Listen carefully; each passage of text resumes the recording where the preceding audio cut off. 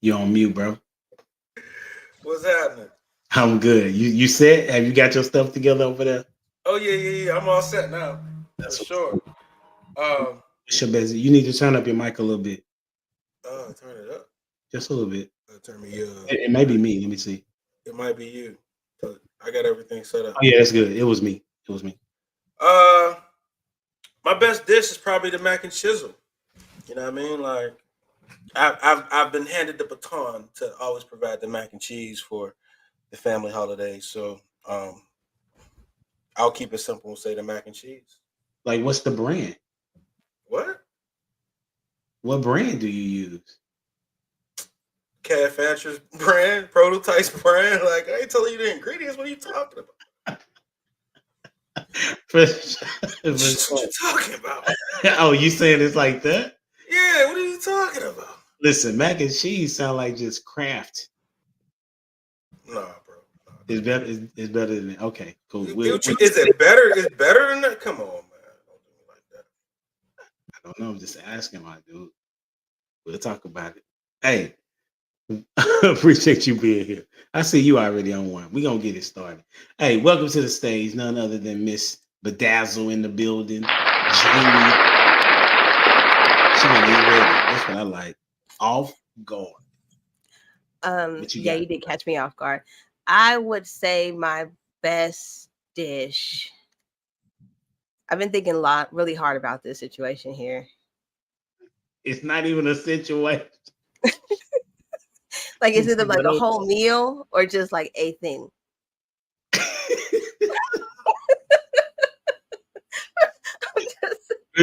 Listen. This one I'm gonna make a shirt, right? It's gonna say thinking, and then it's gonna have the word over.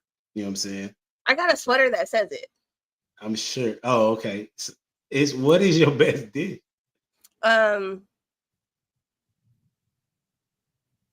I would say the best meal dish that I make is like a grilled fish with like grilled shrimp and like the sauce that I make and rice and all that type of stuff. But can I be real? I've never seen a not empty plate.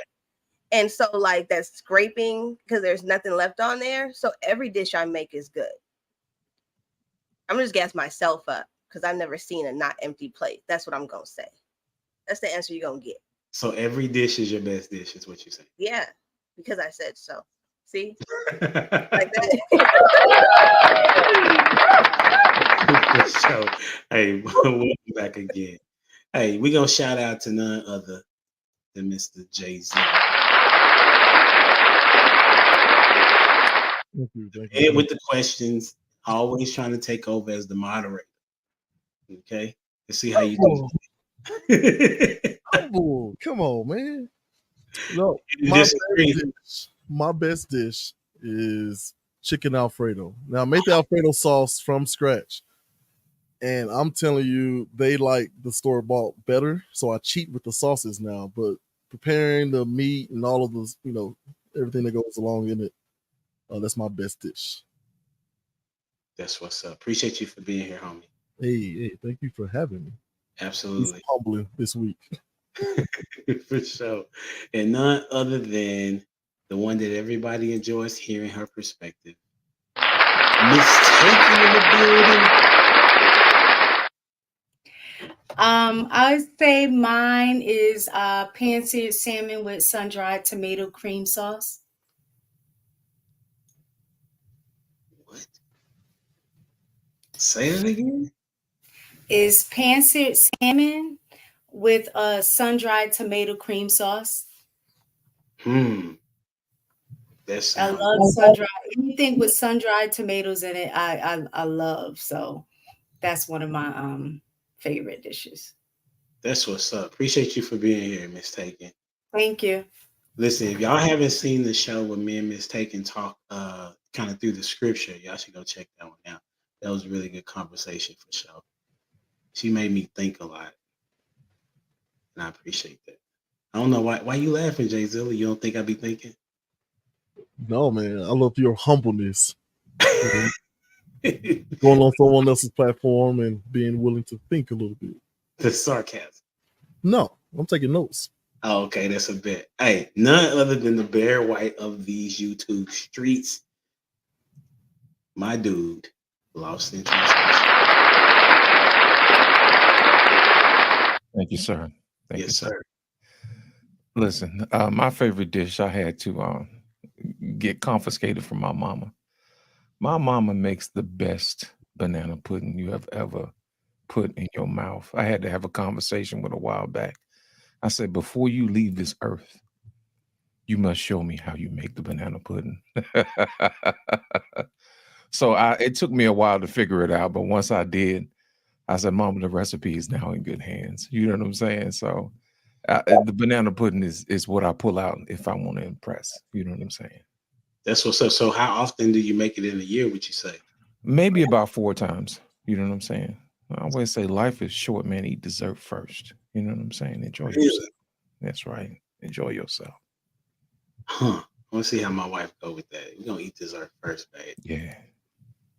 She might go for that. I would say for me, well, appreciate you for being here. Thank you, sir. My favorite is this pork chop that my wife made when we first started dating.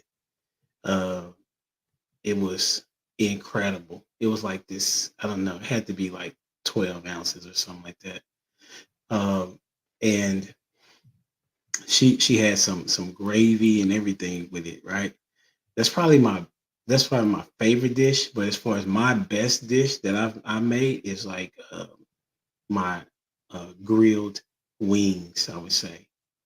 You know, it all starts with the seasoning, you know, and I do a couple different seasoning depending on the day. You know what I'm saying? So that's how I get down. And matter of fact, my wife taught me how to grill. And so shout out to Miss Kendra. Then I just took it up a notch. And so my kids like to eat my food now. You dig? All right, here we go, man. We're gonna start it off like this. He's starting already in the back chat. He's the back chat guru. All right, so we're gonna look at it. We're gonna start like this. I think I had a video that I wanted to start with first, and then y'all can respond to it. All right. Yeah. Okay. I'm hearing it. I'm taking it. I'm growing, and I'm different. Bing. Okay. New me.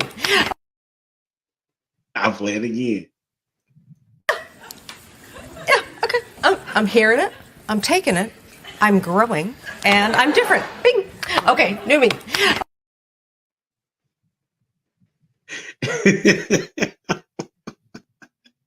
Hey, go ahead, Jay Zilla. What you got?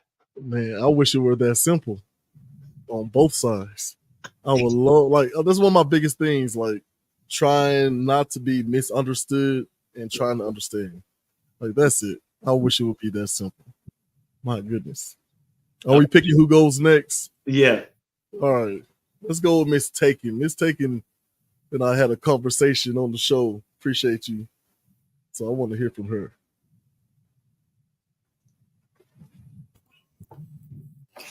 I don't really know what to say about it.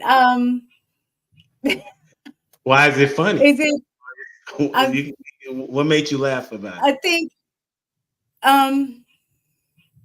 I would have to say that I think women do have a hard time taking criticism depending on how is given. So if she was able, like she said, she was listening. It was given in a correct manner in which she could listen and digest it. But it was hard. But I have no idea why it's like that though.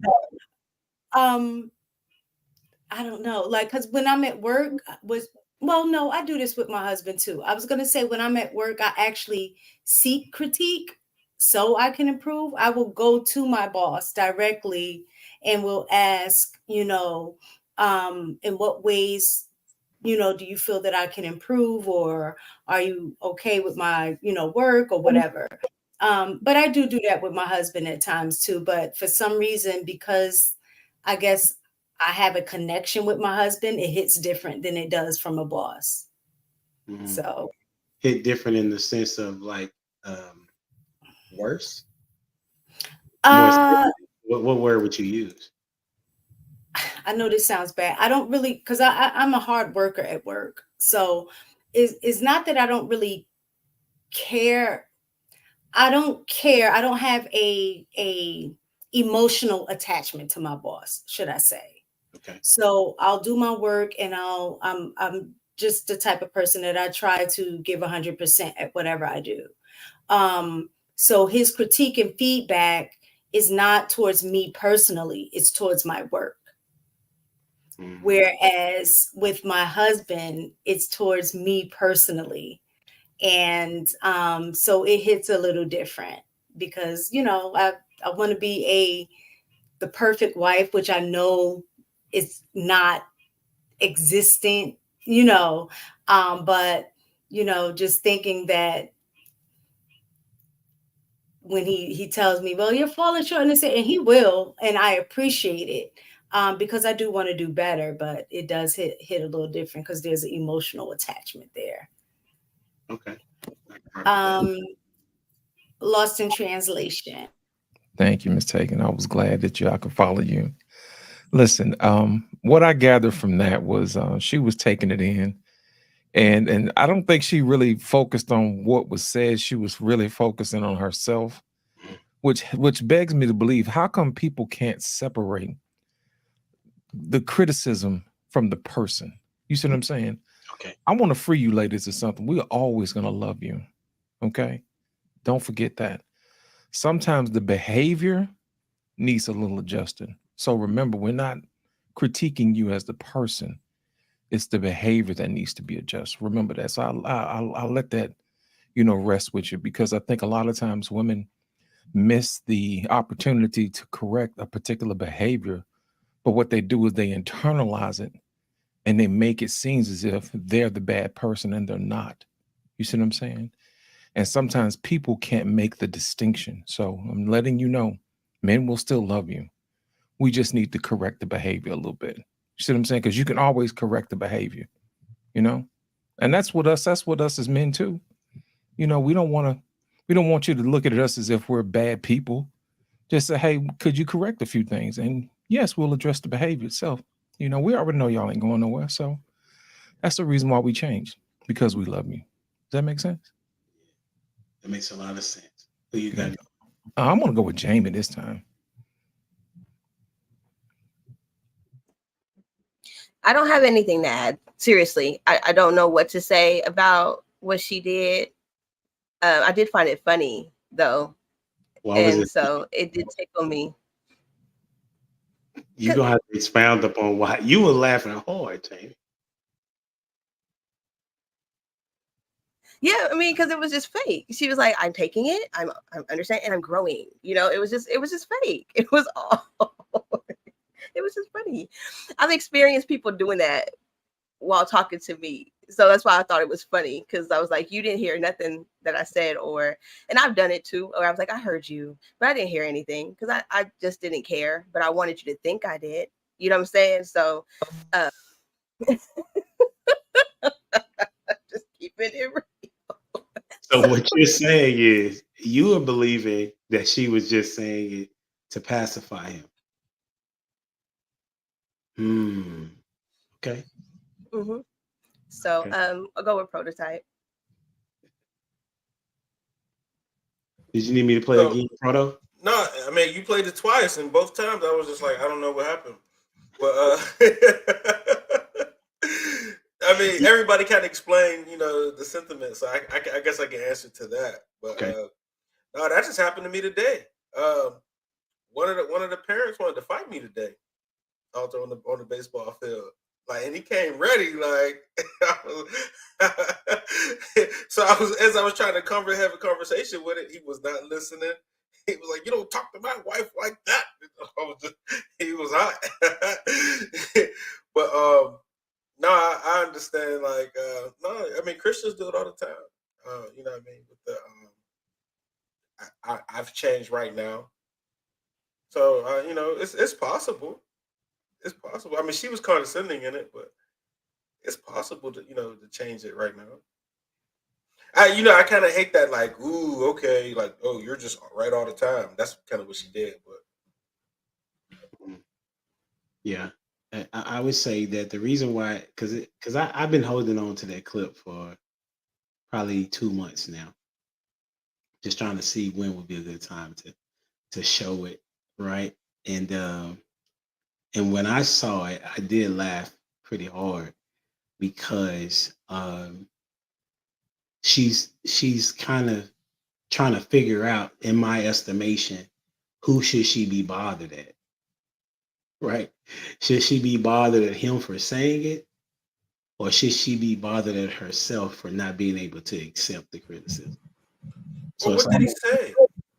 It didn't say what he said. It just responds like, okay, my husband just gave me a critique or a criticism, and so what I'm doing now is trying to receive it, but I'm having a hard time receiving it, right? And so that's the what kind of Jamie was trying to say. What you want to say, Jamie? Oh, okay. I thought you were about to come off mute. My bad. So let me ask you a question. Do you think she was trying to process the information you had through her emotions or through her logic? And she was trying to figure out exactly which one she should use it through. Correct. So that's what I'm saying. Because that's you put it in the vernacular that would be helpful for the commoner, if you will, to a degree, right? Because if she's going through feeling, then she would have to say that it's on him. If she goes through that it's logic, then she would have to receive that it's on her. Because she just said it was a criticism, right? Yeah. And nothing's wrong with criticism. It's about how is it given sometimes. I'm gonna agree with that, Ms. Taken. It is sometimes how it's given and who is the person that's giving it to me, right? But it's her husband, and she is trying to push down her flesh, let's say it like that. She's trying to push down her flesh in order for her to say, you know what, maybe what he's saying is right, so let me try to see if I can fix it. Or let me see if I can, do something productive with the information that's given, right? And I would say that has happened to me before, where my instant response was like, "Nah, you're wrong about that critique. I don't think that's correct at all." But then what I've learned is let me hear what the person's saying first, and if there is any truth that I can hear, maybe it may not be me thinking that they're right, but at least can I see it from your perspective? And so that's what I try to do now, is try to say, even with my wife, I try to say, you know what, I don't agree with what you said, but I can see how you saw what it is that I did to get you to that particular point. And so in that case, I would say I apologize for not communicating in that way, and try to look to do it better next time. But I don't know if women do that as well. Maybe most of Miss Taken's friends, ain't that right, Miss Taken? Because all your friends, they're pretty good at taking critique. Cheap critique. You know what I'm saying? Yeah. That was quick. It was. It was. Shout out to you. That was smooth, humble. Go ahead, Giselle. No, I'm saying that was smooth, humble. I like that. For sure. That's what they talk about. They try to hold people, they try to give their perspective, and they critique individuals and situations. And they've been doing that pretty good, for a while now. So shout out to them. So that's the start. So I wanted to transition. It's not going to be necessarily something that necessarily makes sense, but I wanted to ask this question because I just thought about this before we came on. Because women will talk about how there are no good men, and you saw the thumbnail with Vivica A. Fox, being a catch, if you will, in her younger years, and now she is wanting. She said a partner. She didn't say a husband. For those that haven't seen it, she said she wanted a partner, somebody that'll let her shop or something like that, and it's something else she said. I can't remember, but I'm sure travel. She wanted to travel. She wanted to travel and be able to spend the money, right? Something like that, and have a partner to do that, right? And we'll talk about that here shortly. But I want to talk about, why do women put men in friend zone? Why do women put men in the friend zone? Jay Zilla, you like that question? I love it. I love it. All right. Okay. Who went first last time? Was it Jay? I feel like me. Okay, you went first last time. Let's talk to Prototype, man. Why do women put men in the friend zone?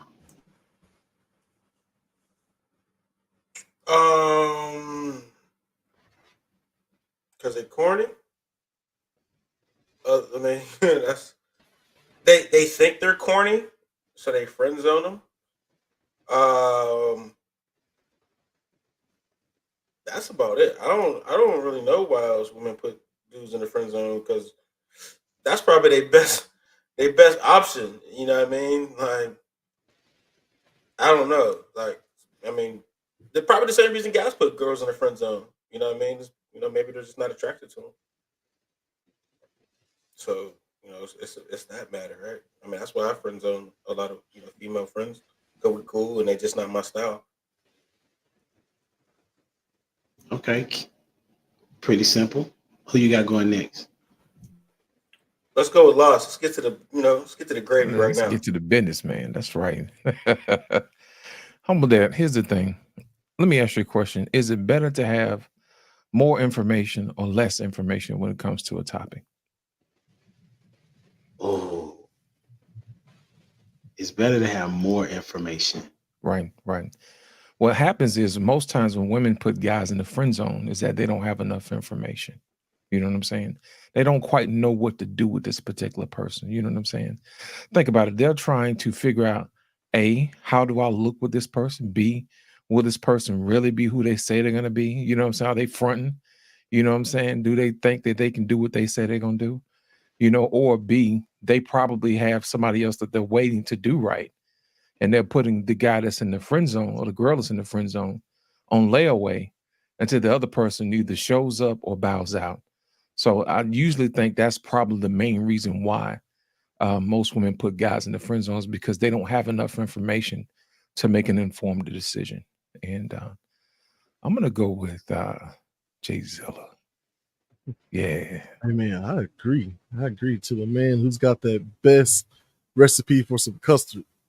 I do think it's an evaluation thing. It's a tool where I can put something on, I won't say layaway, but I could sit it over here in the crock pot, set it, forget it, and break that glass open in case of an emergency. Do I need some sort of emotional support?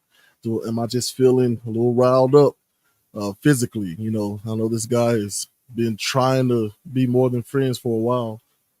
But yeah, I think it is a tactic used to gather more information, which I'm okay with. You're okay with women putting men in the friend zone? That what you're saying? Yeah, I mean, if they feel their value is such that they need to put someone off to try to evaluate whether or not they are, vibing right. If they're on the same frequency, do they have some of the similar goals, right? Sometimes people are very charming and very persuasive up front, right? And you try to make sure to weed out some of that narcissism by giving it time, because time is a narcissist's worst enemy, because the longer you're around a person, the more you find out about them, whether they want you to find out about them or not. But yeah, I think it's okay. I think pretty much, biblically speaking, every guy should be in the friend zone until, right? So I don't know. I'm okay with it. Till when? Marriage, my friend, marriage. Oh, okay. Friend zone until marriage. Yeah. That's an interesting statement. So how would a woman be able to determine if he's husband material, or how would he be able to find out if she's wifey material if he's friend zoned? Right. That's the trick. I think actually finding out about whether or not you can be friends with a person, whether or not you can enjoy a person beyond just the physical or the surface level relationships, I think it's pretty easy to do. You can say with potential, right? But we go on dates and we can still do fun things together. I can still ask you serious questions and gauge your answers. But as far as how to find an actual mate, I mean, Christians kind of have it the easiest. Fruits of the Spirit, either you exhibit that or you don't. right? Everyone else is just kind of making up their own setting their own value system. So hopefully it's well thought out and something that, can be replicated, but most likely it's not, unfortunately. I think I'm gonna come back to that. I think women also put guys in their friend zones because they got situations that they haven't cleared up yet. You know what I'm saying? Like, so like a guy that they know if they didn't have a boyfriend would probably be with this other dude, like they'll friend zoning. You know what I'm saying? But they not friends because he taking shots. They flirting for real. You know what I'm saying? So like, there's, is there friend zones or is there? I don't know what that is because I when you're flirting with your friend, is that a friend zone? Like I know a woman be like, "Oh, that's my friend," but he taking shots at you. He's like, "Yeah, I want, blah blah blah. I would like to see that." You know what I'm saying? That's not friends. I don't. You know what I mean? Y'all cool, but he taking shots. Like so, there's friends where like that's your homie, and I have female friends that like they're my absolute homie. But then there was women that I was friends with, but I was taking shots like yo, hey, because I couldn't be friends with someone I'm attracted to be honest.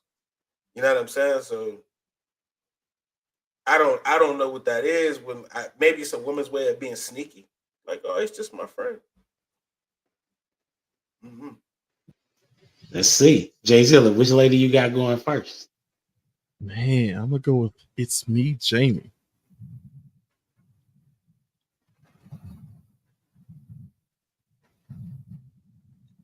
So Lost gave an answer that was right, and it was like the backup plan, if I'm not mistaken, is what you said. Backup plan.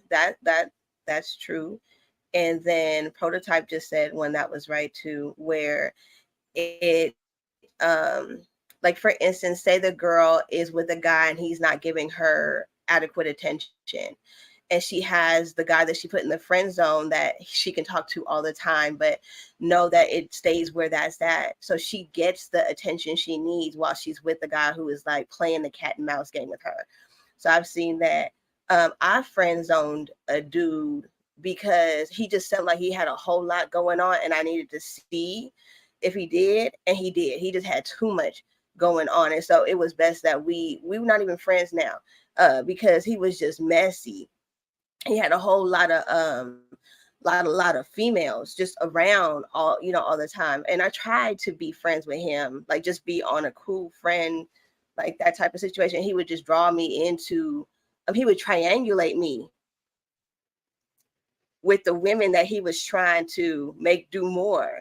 And they would think that, like, it was crazy. It was insane. So men do this little triangulation thing too sometimes.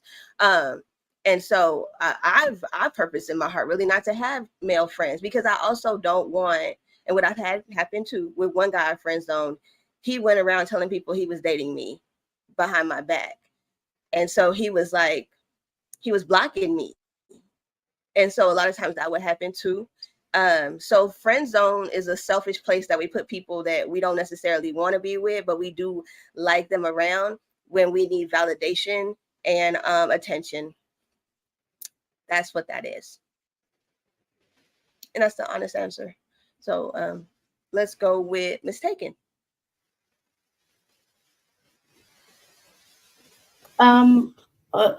Another thing to that is I would also say that it has to do with the friend zone is, if I truly know you, I may know that you would be a great friend, but not necessarily a great person in a relationship. So there's different expectations in a relationship that I'm going to have of you versus the expectations I have of you as a friend. So there may be compatibility in terms of things, interests and stuff that we like, things like that. But at the end of the day, would you be able to give me what I need on a relationship basis? And if not, then you're going to be friend zone.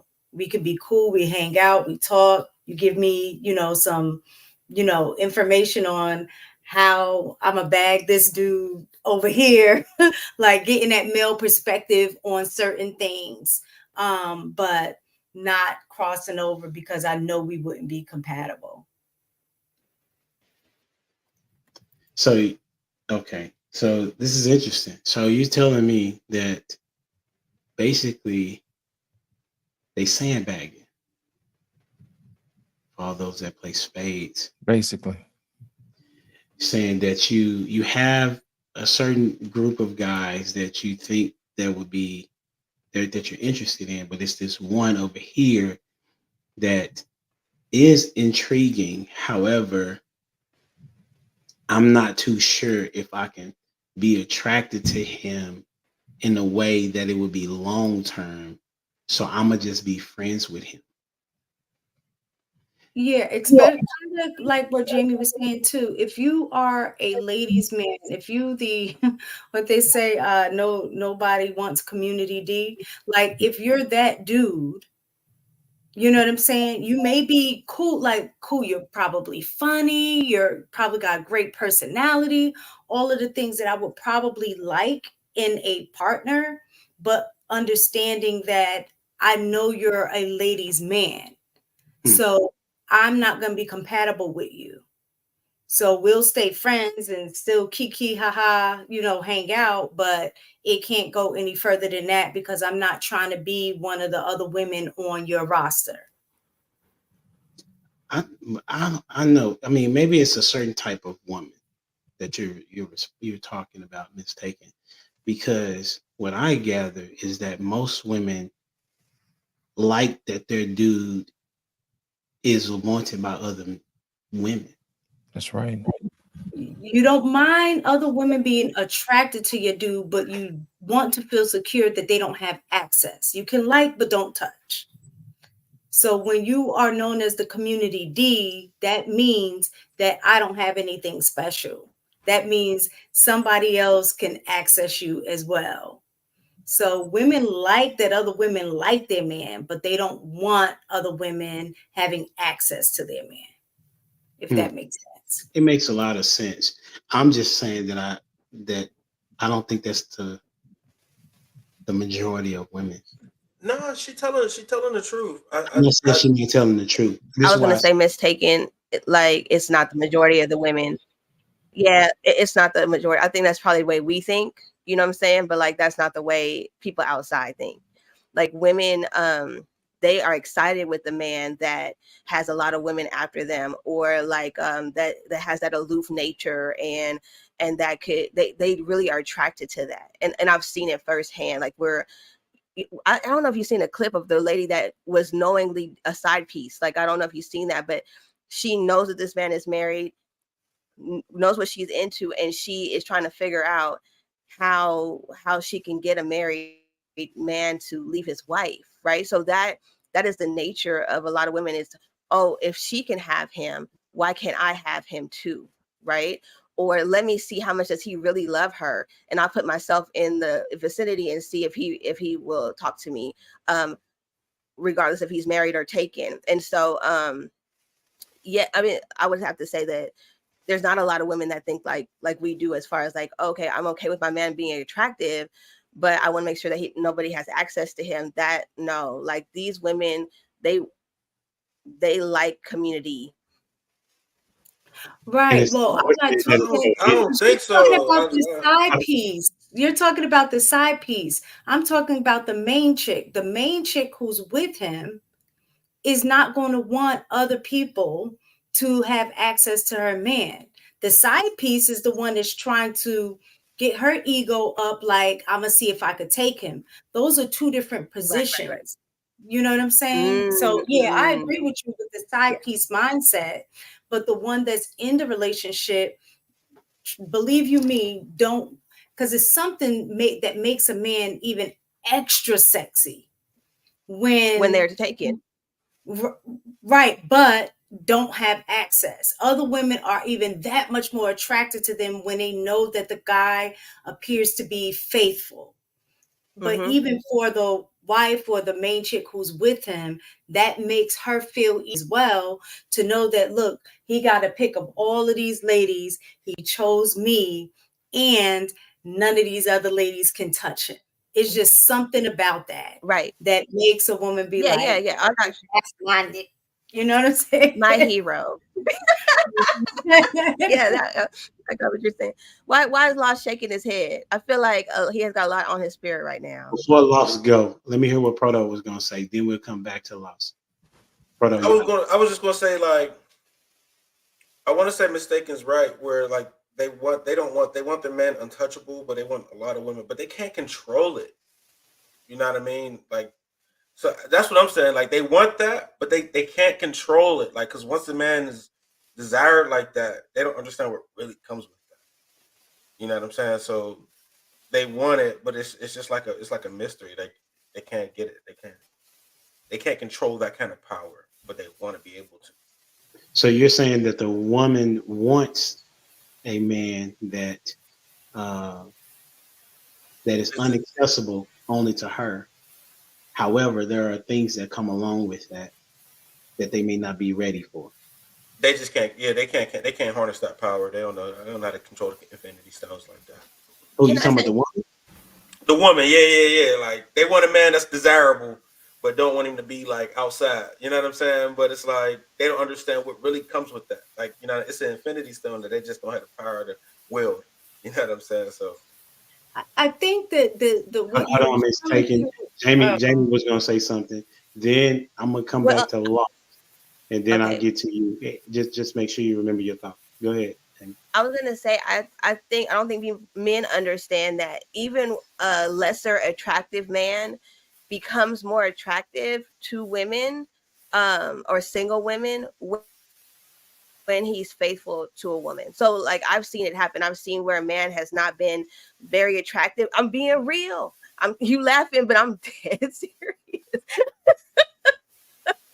Because I've seen it happen where he like been faithful, like he's loving on this woman, and then all of a sudden people that have been curving him for years now is interested in him because he's showing a woman attention and love that they feel like they should have got because they curved him. I'm just being honest. So y'all go up a notch when in women's mind when you get in a relationship and you're faithful.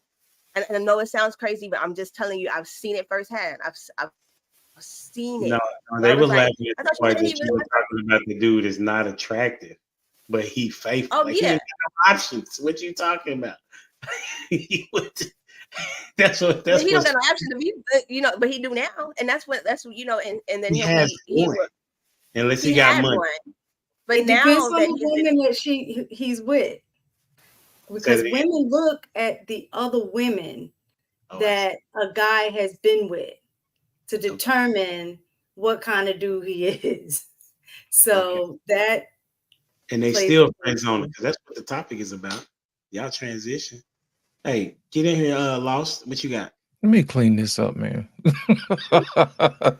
finna tell the truth because y'all leaving stuff out, man. I ain't gonna call you no lie. I'm just gonna say you leaving stuff out. Listen, let me be honest with you.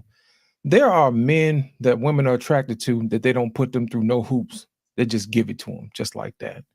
Then there are guys that are really not attracted to, and then they get this whole list. Well, if you get past all of this stuff, then I'll think about it. I mean, just let's be honest about it, man. Because think about it. Most women are attracted to the attractive guy. Let's be honest. You see what I'm saying? If the guy you think is attractive, other women's going to think he's attractive too. But the thing about it is his attractiveness is not what makes him attractive. His attractiveness that makes him attractive is your ego. And what I mean by this is that you don't care whether or not he sleeps with anybody else or not, as long as he appears to be faithful to you. Think about it. Y'all said that a man gets more attractive when he's faithful to another woman. Humble Dad, let me ask you a question. What does a faithful man look like if you just saw him in the streets? If you saw him at the grocery store, could you look at a man and tell if he's faithful or not? I can only tell when it's a hooper. You know what I'm saying? I can tell if he's a hooper or not, but not right. if he's faithful. Because he got the uniform on, right? Think about it. Think about it. You can't just look at a man and say he's faithful. you know, but you can look and see if he's well dressed, if he's well groomed. You can see what type of car he drives. You see what I'm saying? You can also tell by how he carries himself, how he thinks, how he talks, that type of thing. Those are the things that really make a man attractive.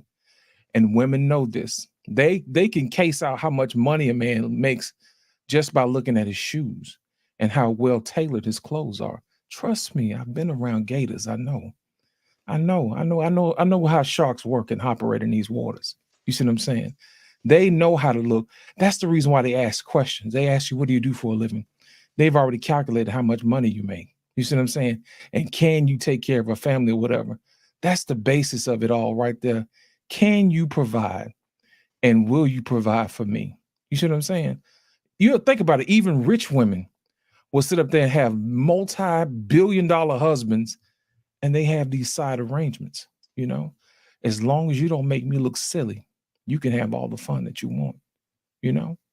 Bill and Linda Gates had an arrangement for a long time, but nobody knew about it until the actual divorce happened. And then it came out. So, I mean, let's just be honest about this. You know what I'm saying? Women put men through hoops that they really don't like. And those are the guys that's in the friend zone. They're just there to supply what they can give them, which is attention and validation. Let's just be real.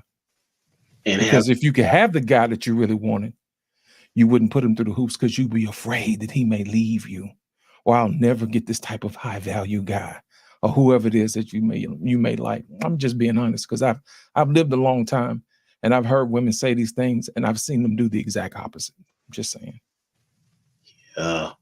Yeah. Come off mute, Jamie. Say it with your chest. Come on now. I'm just agreeing with Lost because I said validation and attention. You know, like that's where they put them in the friend zone. I'm just agreeing with them. Now I don't have nothing bad to say because there's no lie to that. And they want masculine attention without having to have pull down their drawers.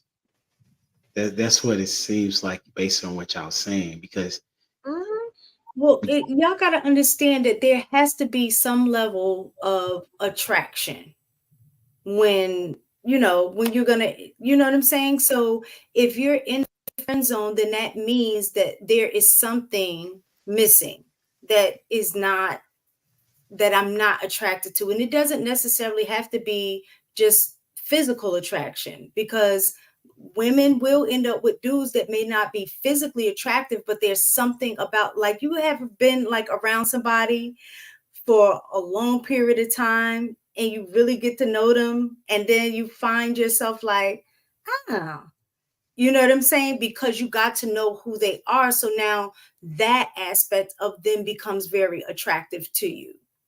So it depends on. So initially it'll be a physical attraction if it's going to be something like there, but you can end up friend zoning somebody and then get to know them, and then you become attracted to them about certain aspects. Like I know one time, but when I was, in high school, it was a guy that I dated, and I used to get so much slack about him because they would go to my best friend like, yo, what is wrong with her? Why is she dating him?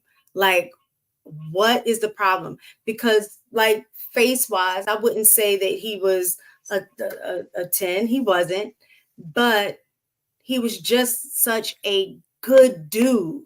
And that's what I was attracted to. He was very charismatic. He knew how to interact with other people. He, looked out for me, like that masculine wanting to take care of me, like that kind of stuff. So I was attracted to that. So I think that with women, we have the ability to find things outside of just looks that we're also attracted to as well. Yeah, that's a fair statement, but he wasn't put in the friend zone. You feel me? You know what I'm saying? He was. Initially. He graduated. Nobody graduates from the friend zone. Nobody graduates. I was mistaken. Look, she said she was in high school though. We all went to high school together. And I knew him in high school and we were all friends. He graduated. I was still in high school. He came back. And then we, started talking more. Because he graduated. He came because he was out of school. Now he's He's a college Status. guy, and the status at that point. Bro. Yeah, the status was He attractive. literally graduated. Yeah. He Literally graduated, right? And that's what the Did he caveat. drive? He was Let's driving, tell the right? truth, man. He hit a car. He had a car? Yeah, She he don't had even a know. car. Yeah, he had a car. Ah, Hey. see there? What's the fault? Yeah, go on, tell the truth. Come on, man. Mhm. Listen, Humble Dad, what did I tell you earlier? She did not I have see. enough information to make he a didn't have way. enough information. Exactly. Graduated, had the car. I trust me.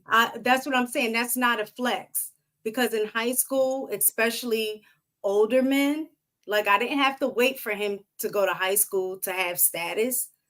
Which is so scary and sad. But older men would hang out at the high school for the purpose of trying to bag high school girls. So You know if why, that right? was the case, you know, I could have got with any one of them. They had cars, they had money, you know what I'm saying? So it wasn't about that.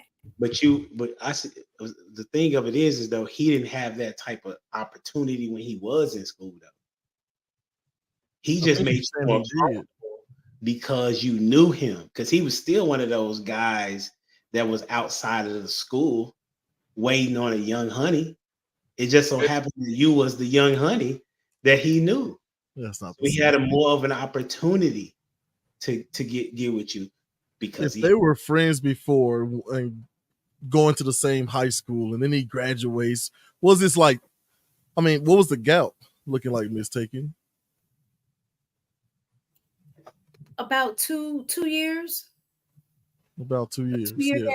That's I 10 don't know. years and teen years.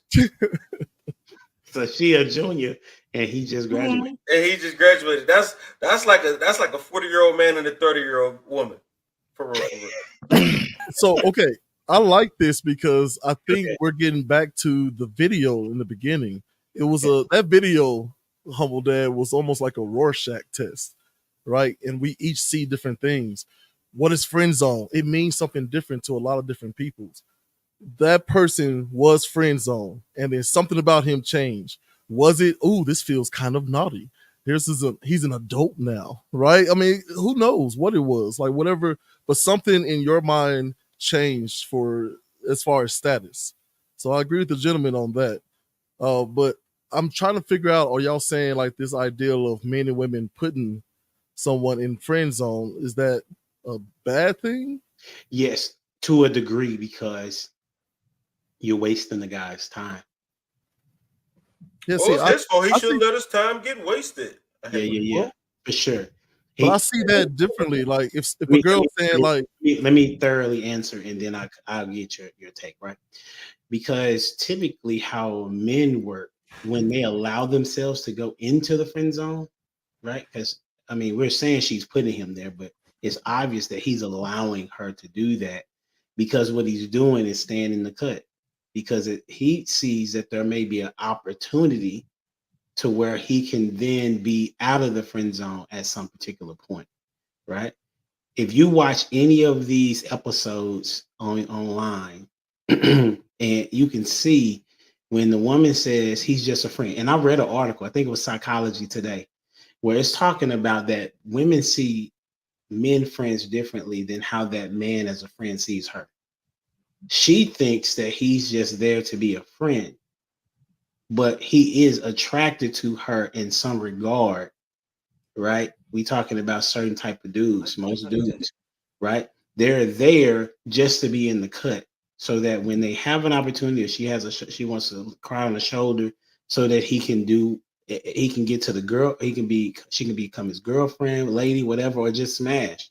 You know what I'm saying? He's looking for that. That's exactly what the article was saying, right? And so when a woman puts a man in a friend zone, she is just wanting him to be a friend, right? She's not looking for him other than to be a masculine energy to some degree, unless he's gay, right? Which a lot of women like to have gay men friends for some reason, because they want a man there, right? If they can't get one, so to speak. So it's not a positive thing. I see what you're trying to say. Go ahead, Jay Zilla, what you got? No, I appreciate you for further clarifying. I just still think it's incumbent upon what our I guess POVs are. I mean, I truly believe that. I do believe that there are some women who are like, hey, you're great. I just want to be your friend. And I do see a situation where a guy is like, even if he's just waiting in the cut, if he respects that, that can blossom into a real friendship long term. Right. And vice versa. And so if I'm just saying in that very small box, I think it's okay.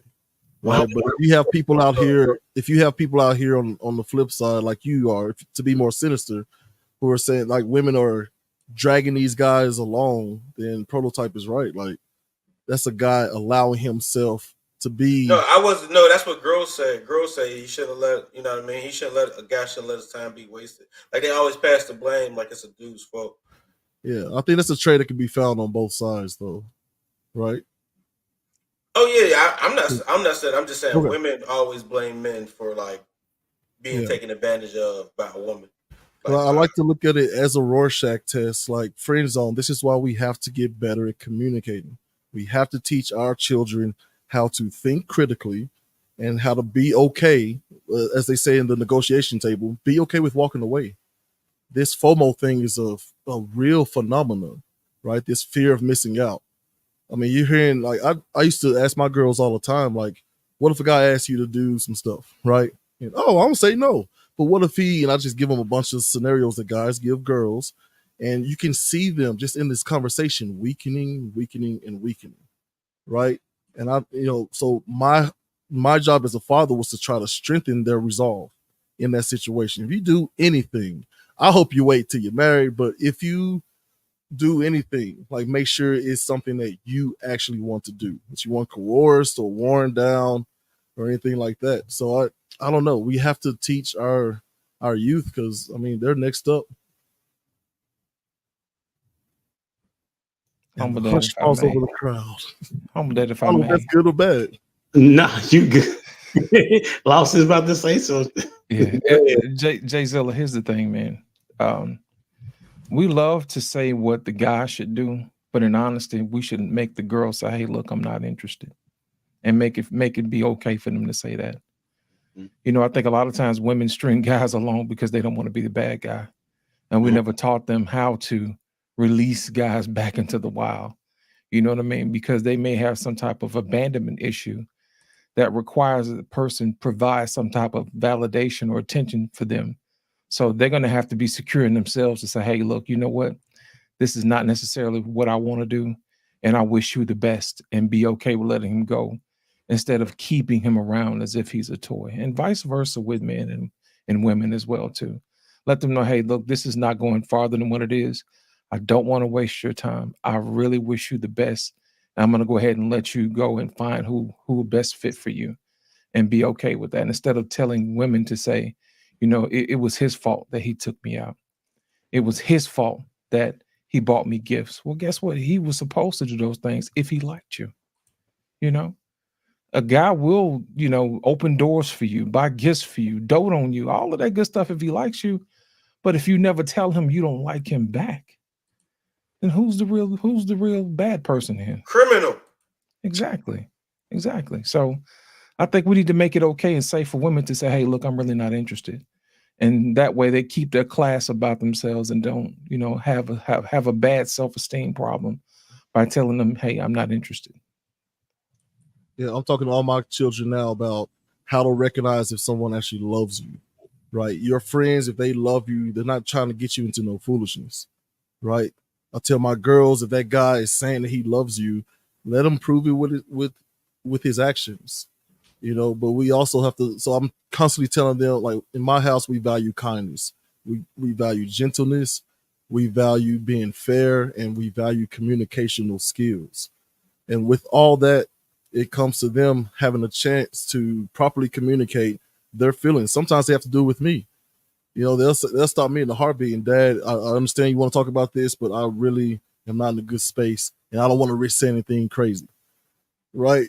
And so, like, we'll separate, and then we'll come back and try again later. Like, these are skills we got to teach them, while they're young. Like, this ideal of the bear or the man in the woods, like, that hurt my heart a little bit, that all these women are out there rather, or at least they say, they rather come across a wild bear in the woods than a man they don't know, you know? And I think a lot of that stems on bad behavior on both sides being sort of elevated in these sorts of spaces. Social media, you know, if it bleeds, it leads on CNN or Fox. It doesn't even matter. They're all the same thing. They got to get the clicks, the engagement, whatever keeps people coming back for the blood. But I think we can do better. And I'm with you, Loss. Like any of my takes, I try to make them such that you can reverse the gender roles all you want, but it's applicable. And it really comes down to good people, bad people, right? So that's where I'm at with all this. I'm interested in that statement, though. You said, and I wanted to hear from the ladies because I had this conversation with my 14-year-old and my wife as well, and they had their perspectives. Why are women choosing, so many women, I won't say all, choosing the bear versus the man that they don't know?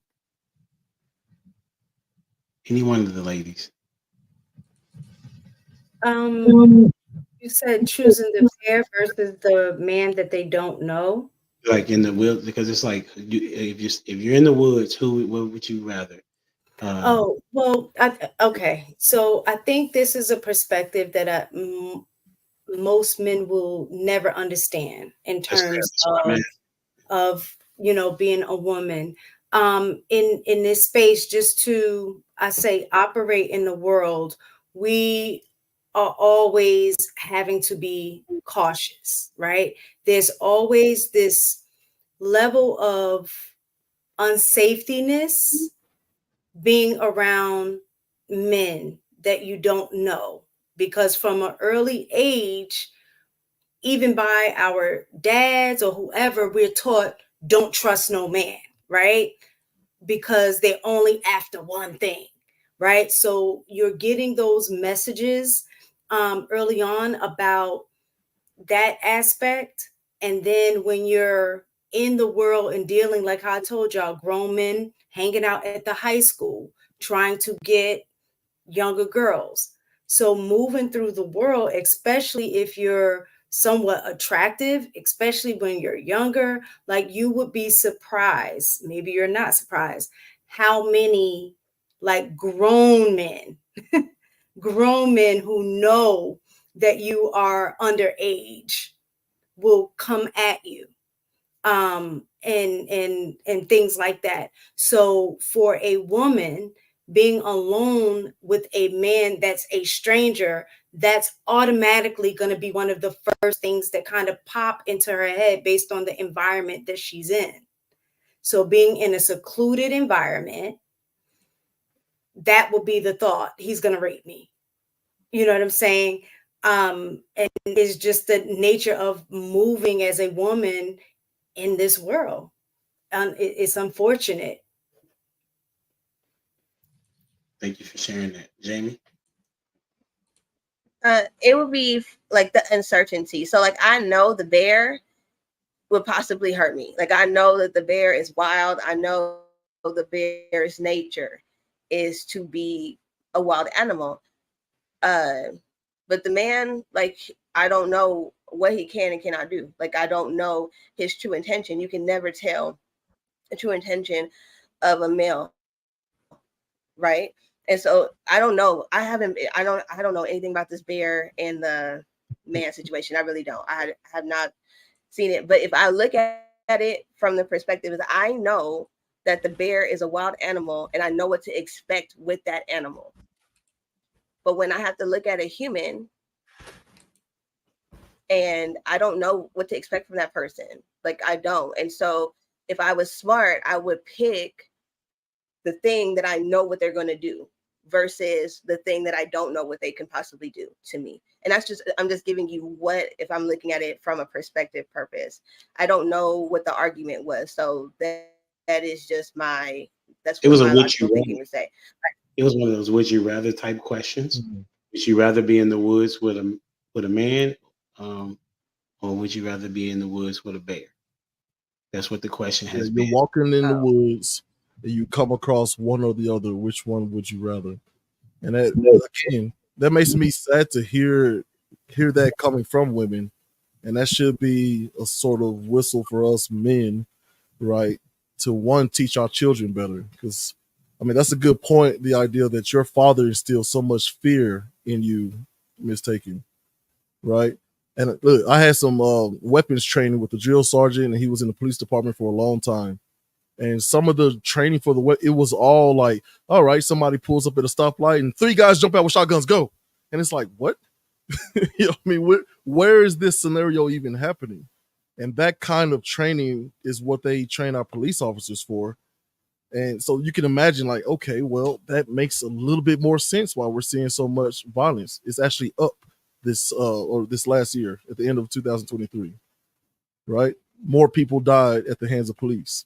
After all the marching, after all the talking, after all the George Floyd bills being pushed forward and, you know, politicized and then pulled back. But the idea of that bear in the wild, I don't think women understand how bears eat and how protective they are of their territory and how, you know, they challenge, right? I watched a video one time, and this is awful. Literally a bear, they don't act like predators, right? Like a big cat, like a tiger or a lion, they go for the neck, get you, you know, incapacitated, and then they eat you. A bear just pins you down and strips pieces of flesh off of you. So I think, like, do these women even understand what they're saying, right? A man you can talk to, right? I heard some funny things on the internet too, where women were like, but what if he's fine? Like he may rather be right come across a bear than me. You know what I mean? So it's all these things, right, that we keep telling each other. At what point do we all just say, let's pause for a minute and think this through, and is this logical? And I think us parents have to actually seek out more information and try to understand the things that we're talking about, and then maybe we'll have a more informed conversation. But see, Jayzilla, about the bear thing, that's what Jamie was talking about. She knows what the bear is capable of. She knows that the bear can kill her in one swoop, right? The thing is that with the man, you don't know what he's capable of. It could be like some Jeffrey Dahmer kind of situation. So in that sense, I'd rather deal with the bear because you're going to take me out and it's going to be done and over with, as opposed to keeping me alive and doing things to me and dragging it out. A bear is not going to have that mindset.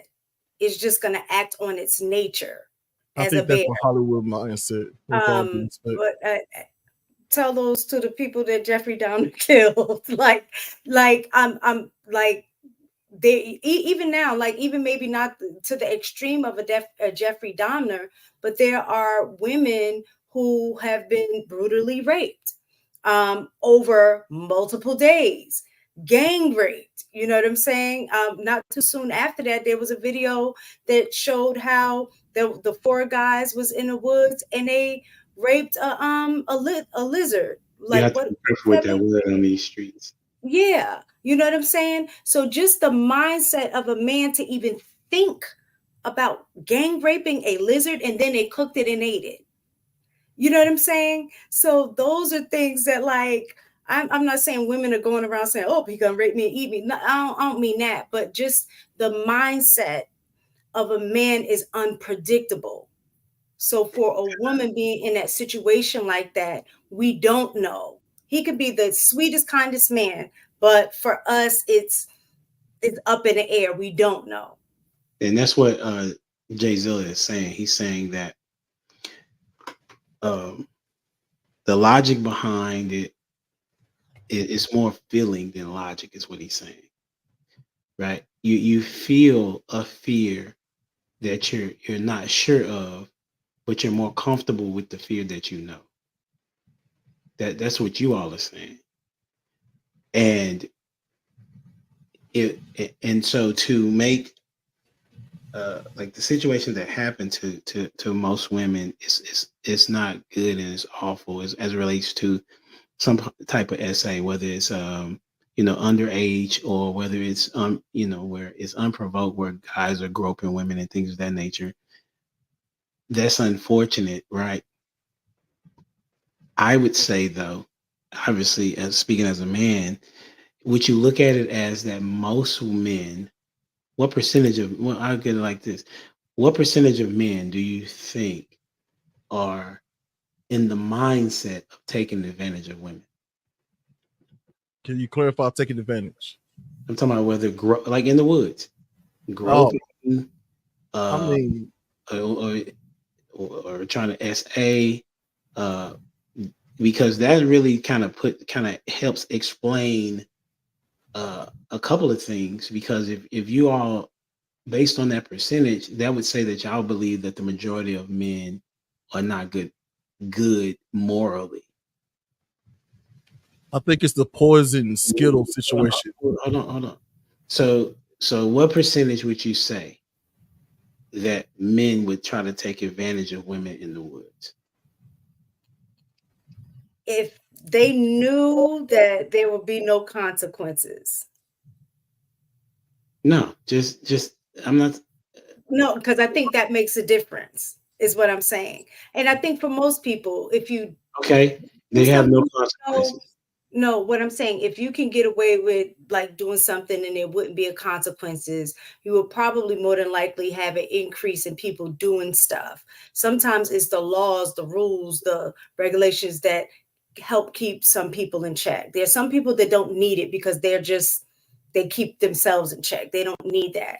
But there are where I think I would say even vast majority of people need to know that there's going to be some consequence to keep them in check.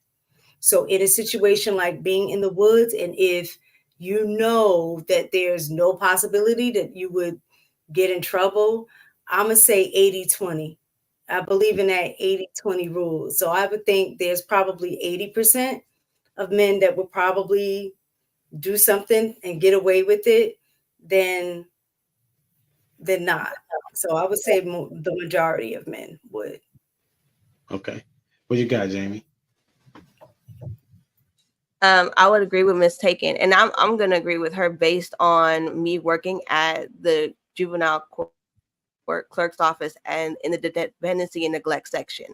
And so I seen cases filed that probably would really ruin people's lives. I've seen people that are everyday people being filed cases against them, touching on their daughters or making their siblings sleep with one another. I have seen things and when you see them, because I had to treat everybody the same, I had to treat them as if they were not criminals. When they come to the counter, you would never think that that was the person that I just read this petition about, right? So and some of the things men did, I've seen them where they've tied up their kids and rolled them out outside and let them sit in the chair and would burn them with cigarettes. You know what I'm saying? Their children, they would do this to their kids. And so I would say 80, I would say about 80-20. And this is all races. This is not just saying Black. I'm saying all races, like the mind of an unsaved person is not stable and it's not safe. And not everybody is Christian, even if they say they are, because I've seen those ones in there. I've seen a man come in, old, crippled man. I was helping him to his seat and then found out that he had been molesting kids for years. And he was a school teacher at one point. He was the music school teacher, and he was molesting kids in the school. Then he left the school and he was molesting kids in the church. And he could barely walk. So 80-20. That's the point. But your data would be considered skewed data, though. Right. Why do you say that? Am I mistaken? Because you're coming from that particular pool of people. Right. So if you look at the stats, even I know. I'm saying if you go to, I'm talking about her data. And I'm not talking about. I'm not saying why that would my data be skewed? Because if it'd be like getting data from a hospital and saying 100% of the people that come to the hospital are sick. Right. And Jamie, you had that same because those are the numbers that you have. So you would say the majority of people are sick in the world. When they're probably not. If you look at the general stats in terms of women experiencing or girls experiencing SA or something along those lines, is about 1 in 3, right? That's a substantial amount of girls being exposed to that. Yes, Now, that's not to say that every single one of them were men. It could have been by women as well. Women. But the vast majority of them are typically by men. I don't know if that to be the case. I'm telling you, look at the stats. That's not to say that guys don't get SA'd as well. I spoke about that before. The difference is with boys, especially if it's a woman with a boy, the way society frames it, boys don't be thinking that they've gotten molested or SA'd. Yeah. It's viewed as a come up. Oh, you had an older woman, but no, they've been SA'd and, molested or what have you as well. So those numbers aren't reported as often, but even their numbers are kind of high as well. Yeah, definitely one in three is a huge number. Yeah. What I was saying to, I'm trying to make sure you understand what I'm saying. What I'm saying is that I know that particular stat. I was saying that Jamie's situation wouldn't be able to qualify necessarily as speaking to a percentage of why she would go with 80. Right. And even in your situation, you still wouldn't be able to go with 80. You said one in three. Right. It's still that's 33%. Right. But it's still a lot. Right. I'm not disagreeing with that at all. So don't make a mistake about that. I'm very aware of a lot of women have been molested. I'm aware of that. Right. I'm also aware of that. If that happened and they go to jail, they're mistreated in the jail by dudes in the jail, because dudes in the jail don't even validate men that do that. You see what I'm saying? So even the people that went to prison for whatever type of crime they did are not okay with men molesting. Right? So that's even shows you a different level of morality, that a criminal would say, no, you should not do that to a woman or a kid, because you do that, we're going to destroy you in here. Go ahead, Jesus. That's what I was asking in the back chat. Like you said, being held accountable, and that's what keeps everything in check. And my question was, being held accountable by whom? Right? If right now every man just emailed each other somehow and just decided, hey fellas, gates are open, do whatever you want, how much of a chance do y'all think y'all will stand? Do you really believe it's going to be that much of a, like 80% of men are just going to have their way? Or is there going to be a huge chunk of men who do what they always have done, which is protect women? And just real quick not against, but the point for Miss Jamie, you had a situation on here where you said you were talking about your clients, and 9 out of 10 say, they left because he was cheating. And Humble says something about them being possibly lying. But my thought was, she's working in an industry where women who have been cheated on are coming to her to help put themselves back together. So that's why we have your show, right? Right. So that's why we have these averages, right? That, that's why we've got to look at the micro and the macro. And that stat about even boys being involved but not being as much reported. Like, look at how things are portrayed on TV. You know what I mean? Like, literally, I guess my problem is with like them not reporting. Majority of my petitions had young boys in there being touched on, and that's where I think that these stats are invalid sometimes too, just because in my petitions I didn't just have females in my thing. I had a lot of young boys that were touched, sometimes murdered. You know what I'm saying? Like, I didn't have no small cases, and so and that's why I question stats, because there should be a higher percentage of young men, and this is something that have been touched inappropriately, that have been violated and done some horrific things to. And that's why I want to make sure I say this. When I stated those petitions, that included young men. Like, the man at the church wasn't raping young women. It was young boys that he was doing that to. Yeah, we're not. That's not what I just wanted to clarify that. We totally understood what you were saying.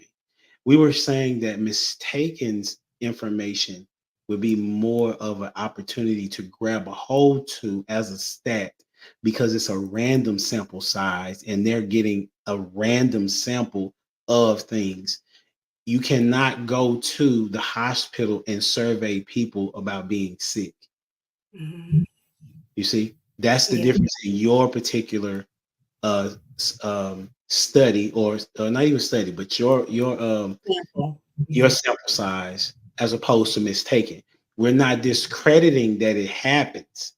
We're discrediting as it being a source to cite that 80% of men would be doing the same type of thing to women. That's what we're saying. And then on top of that, even mistaken's stat has 67% of women not being SA, men, boys or girls being SA, which would still allude to that your percentage is really high. Mhm. But kind of like what Jamie said, though, too, and let's keep it real, the stats is based off of those that have reported. Correct. So I would also argue that those stats are probably way much higher than that. But that's what we have right now. So that's what we have to go by. But yeah, I would say vast majority are not even reported. That's a fair assessment, and I can roll with that. No doubt about it. I was just trying to make that particular point right there. Mm-hmm. But all over together, it's a horrible situation because for anybody to get molested is horrible. And not only that, because of it, there's a traumatization to where individuals will now think that the majority of a particular gender would do that to them. Right? Because that's what it is that you're saying. And then we had to put a caveat on it to say, well, if there was nobody that would get in trouble. I think it's like the movie Purge. I think it was a movie where Purge, where you can do whatever you want, right? And so what Jay Zilla is saying, that he believes that there would be more men policing, protecting women and children. You all are saying, no, we believe that most of the men will be out here trying to get at women. And that is a problem. If you are think in that particular manner. Yeah, that's 3 out of 4 of us men on this panel right now. Humble that, if I may, sir. Yes, sir. Go ahead. If I may. I think the real problem is how men are marketed to women. You know what I'm saying? If you look at it, most men are marketed as evil beings. That's the reason why women don't trust us. Think about it. Every horror movie is the center of a man. You got Jason Voorhees, you got Michael Myers, you know what I'm saying? You got Freddy Krueger. All those are guys. Those are bad men. But if in the case of women, they're always portrayed as some type of dolls. You got Annabelle, Bride of Chucky, you know what I'm saying? Something that's not as threatening. You know what I'm saying? I can handle a little doll, you know what I'm saying? That type of thing. But when it comes to men, they're always villainized. You see what I'm saying? So it's the optics that women have to get over. You see what I'm saying? Think about it. Your husband are those guys who are also someone's son as well, too. And I'm pretty sure you wouldn't want another woman accusing your husband of being a terrible animal. You see what I'm saying? That's the reason why when we lie to women, we actually inadvertently put them in compromising positions that may endanger their lives. And I think the psychological aspect of this is horrible. You see what I'm saying? You're convincing women that their protectors are the evil ones, when in reality, your protectors are keeping you safe from the world, which is evil. And I think that is a bad way to portray men. And I think the rest of the world owe men an apology, because every time a man speaks, he speaks the wrong way. You know, he doesn't always have the right answers. He's a bumbling idiot. You know what I'm saying? They'll portray him as an Al Bundy. You know what I mean? Or somebody like that, is somebody who doesn't know what they're talking about. And what happens is when you take away a man's identity to lead without his say so, that's actually doing the rest of the world a disservice. A man can't lead if the other people don't have confidence in him to lead. That's the main reason why I always tell other men, stop lying on men. Men are here to help, not hurt. And when we hear these stories, I can't help to think about the women who have sons don't see their little boys as serial, you know what's. You see what I'm saying? How could you even look at your son and say he's going to go out and he's going to be a bad person? You see what I'm saying? And I don't think that we should do that. Think about it, how women are marketed. Women are marketed as sugar and spice and everything nice.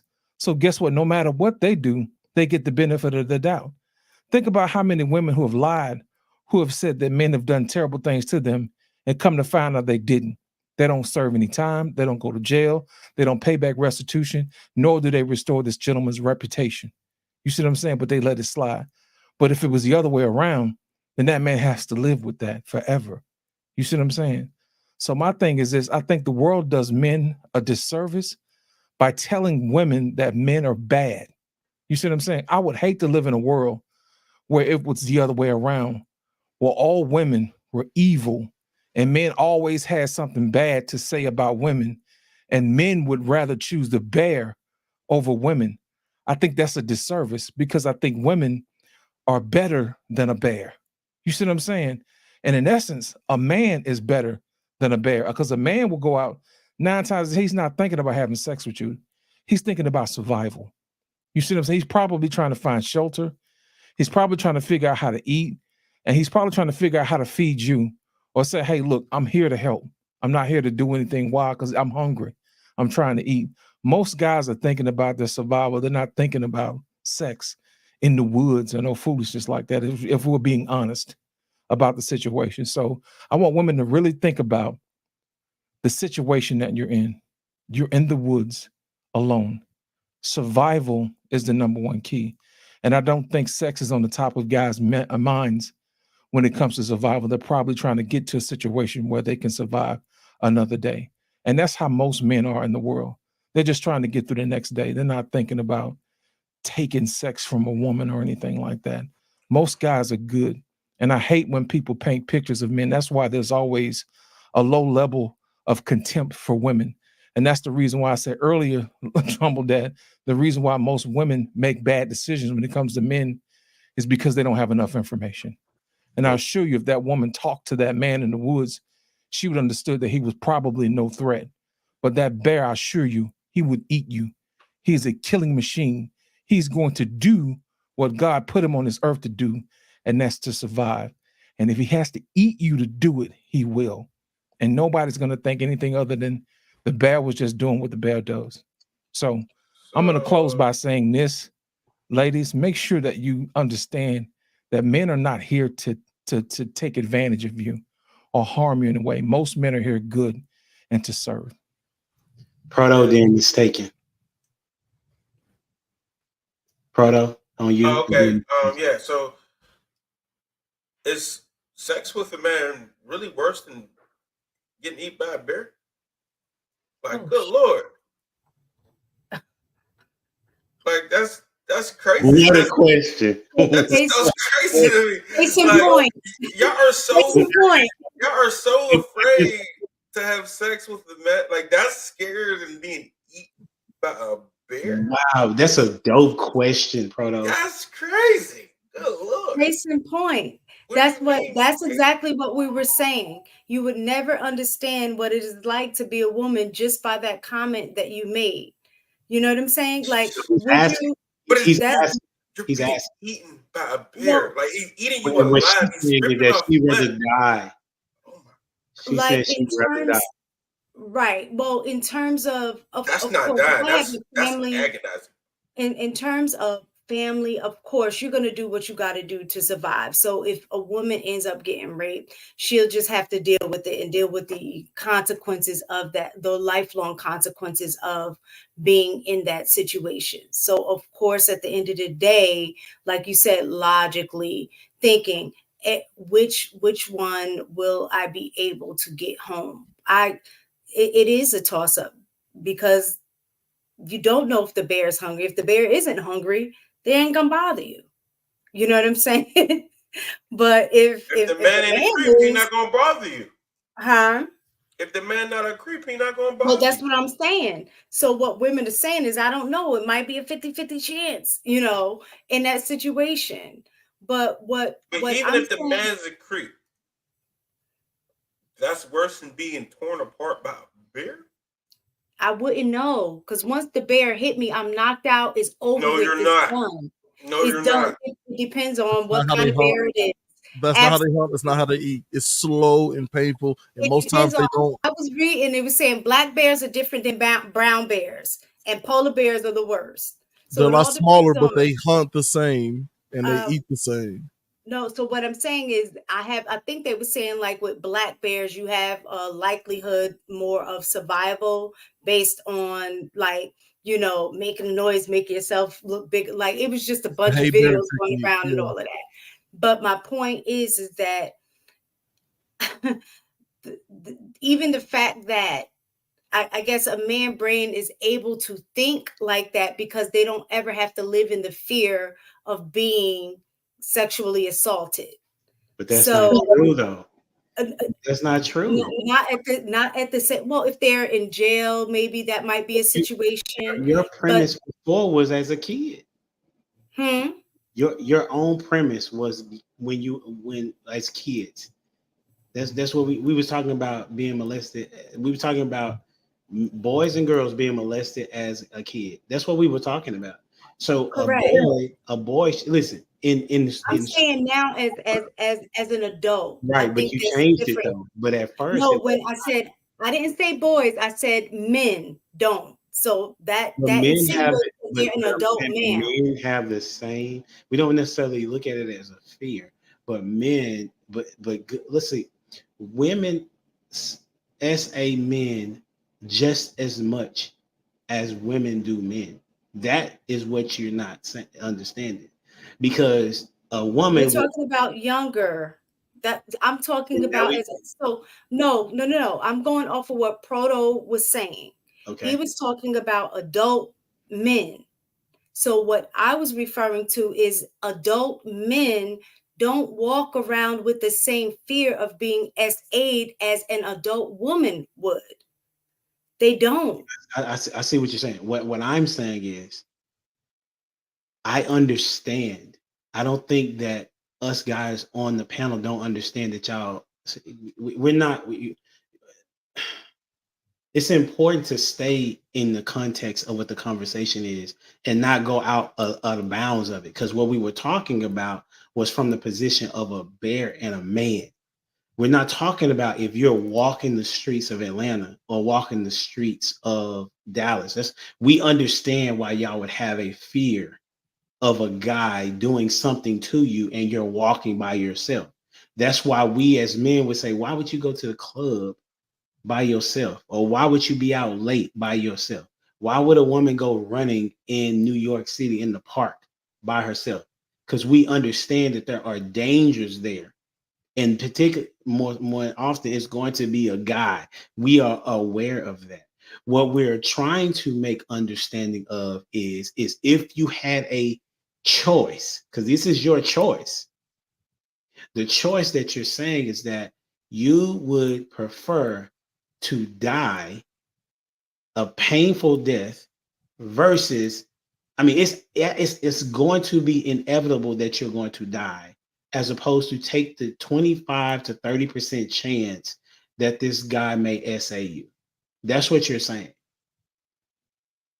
It's 100% chance you're going to be eaten by this bear.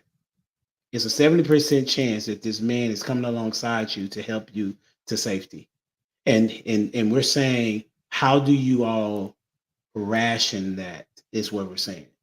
We're not disagreeing that men will take that there are men that will see you walking down the street and will try to do something to you. Not the majority of men will do that.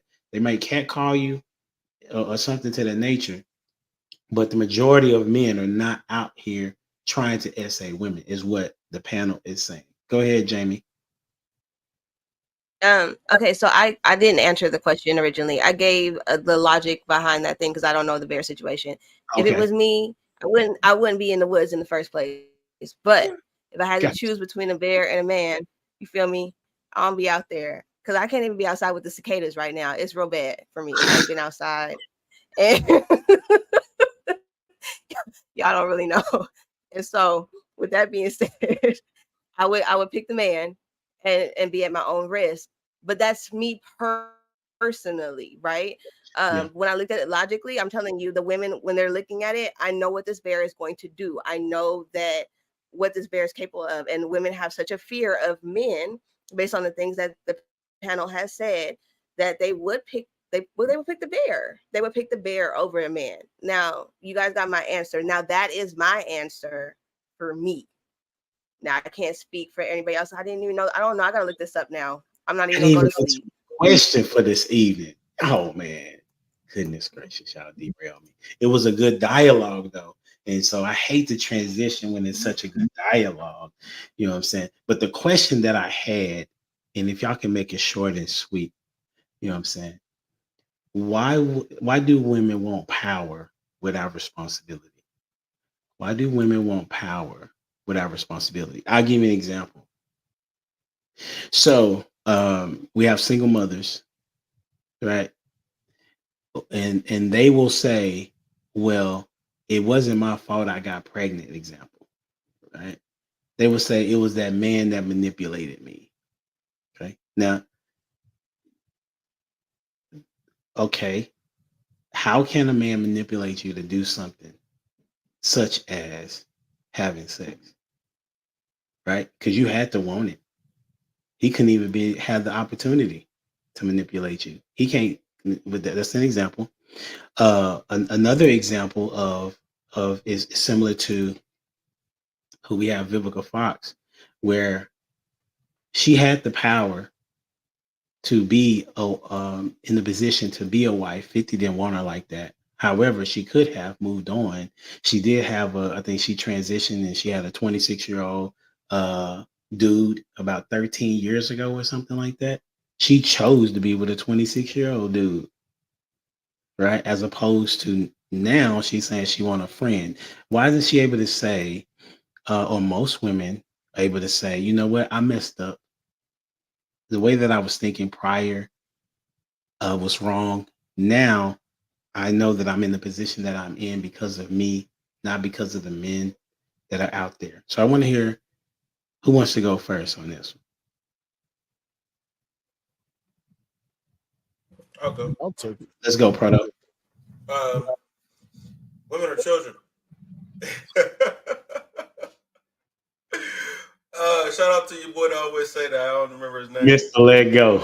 Yeah. No, I mean, we're actually doing an episode about it, man. It's like the forever teen. Like they always want to be teenagers. Like that's what a teenager wants to do. They want all the power, none of the accountability, none of the responsibility. You know what I'm saying? So yeah, it's just a lack of maturity. They say women mature faster than men, but I think it stops and then men outgrow them after that. You know what I'm saying? And they just forever stay in their mind in their 20s. You know what I'm saying? So that's all it is for real. Unless they get hit with the reality of ain't no man coming to save me, they'll be stuck. And that's where they stay. So. Good. Jay Zilla, you want to go? Sure.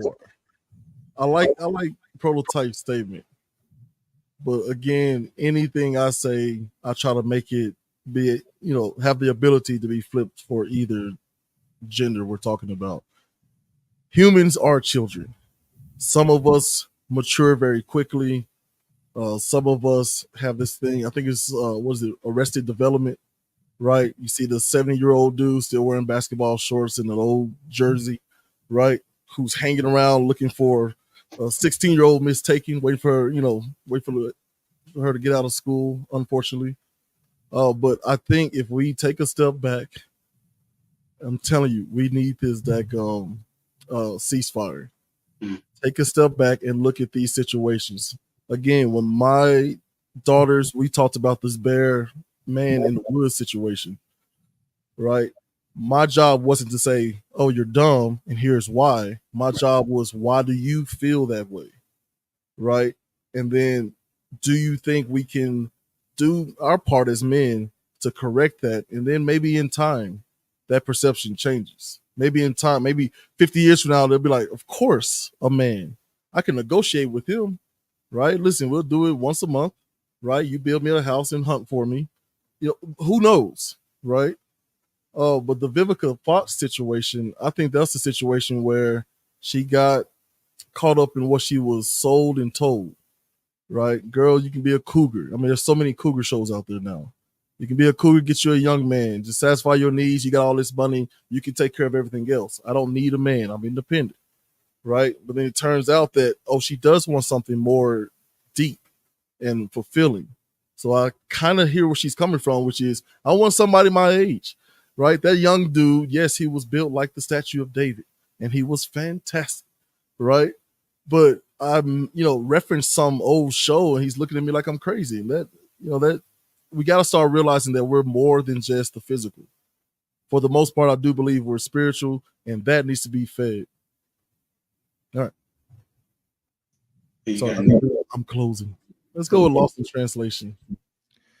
You know what? That's a great question, Humble Dad. I think if we look at this whole entire conversation and put it on a bow, I think women would rather put the man in the friend zone in case things don't work out between her and the bear. You know what I'm saying? That's basically what we're talking about here.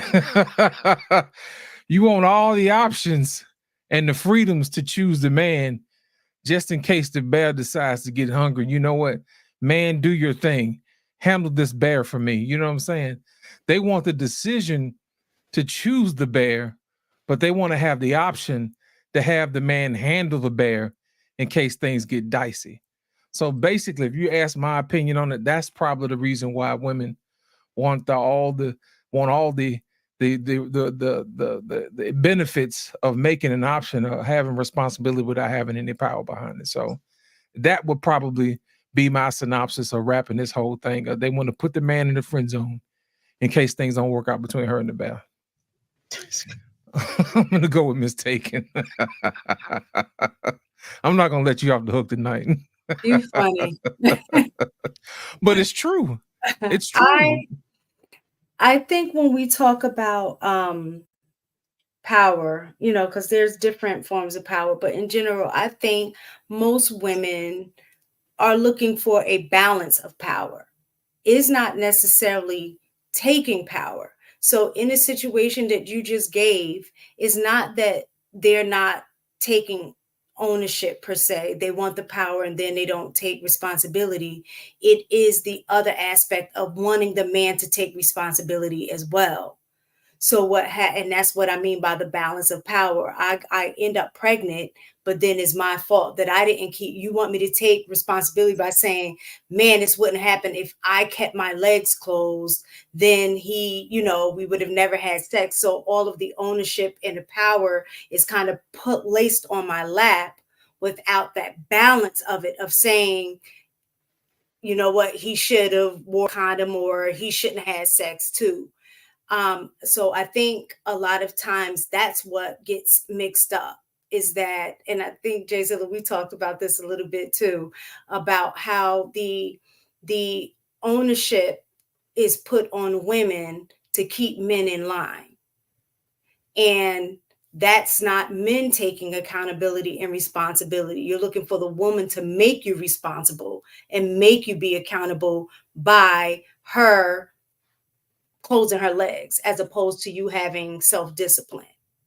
So typically, I don't think women are trying to challenge men for power. I think you guys feel like that when we're just trying to have a fight for a balance of power. So I think that's the difference. Jamie, on you.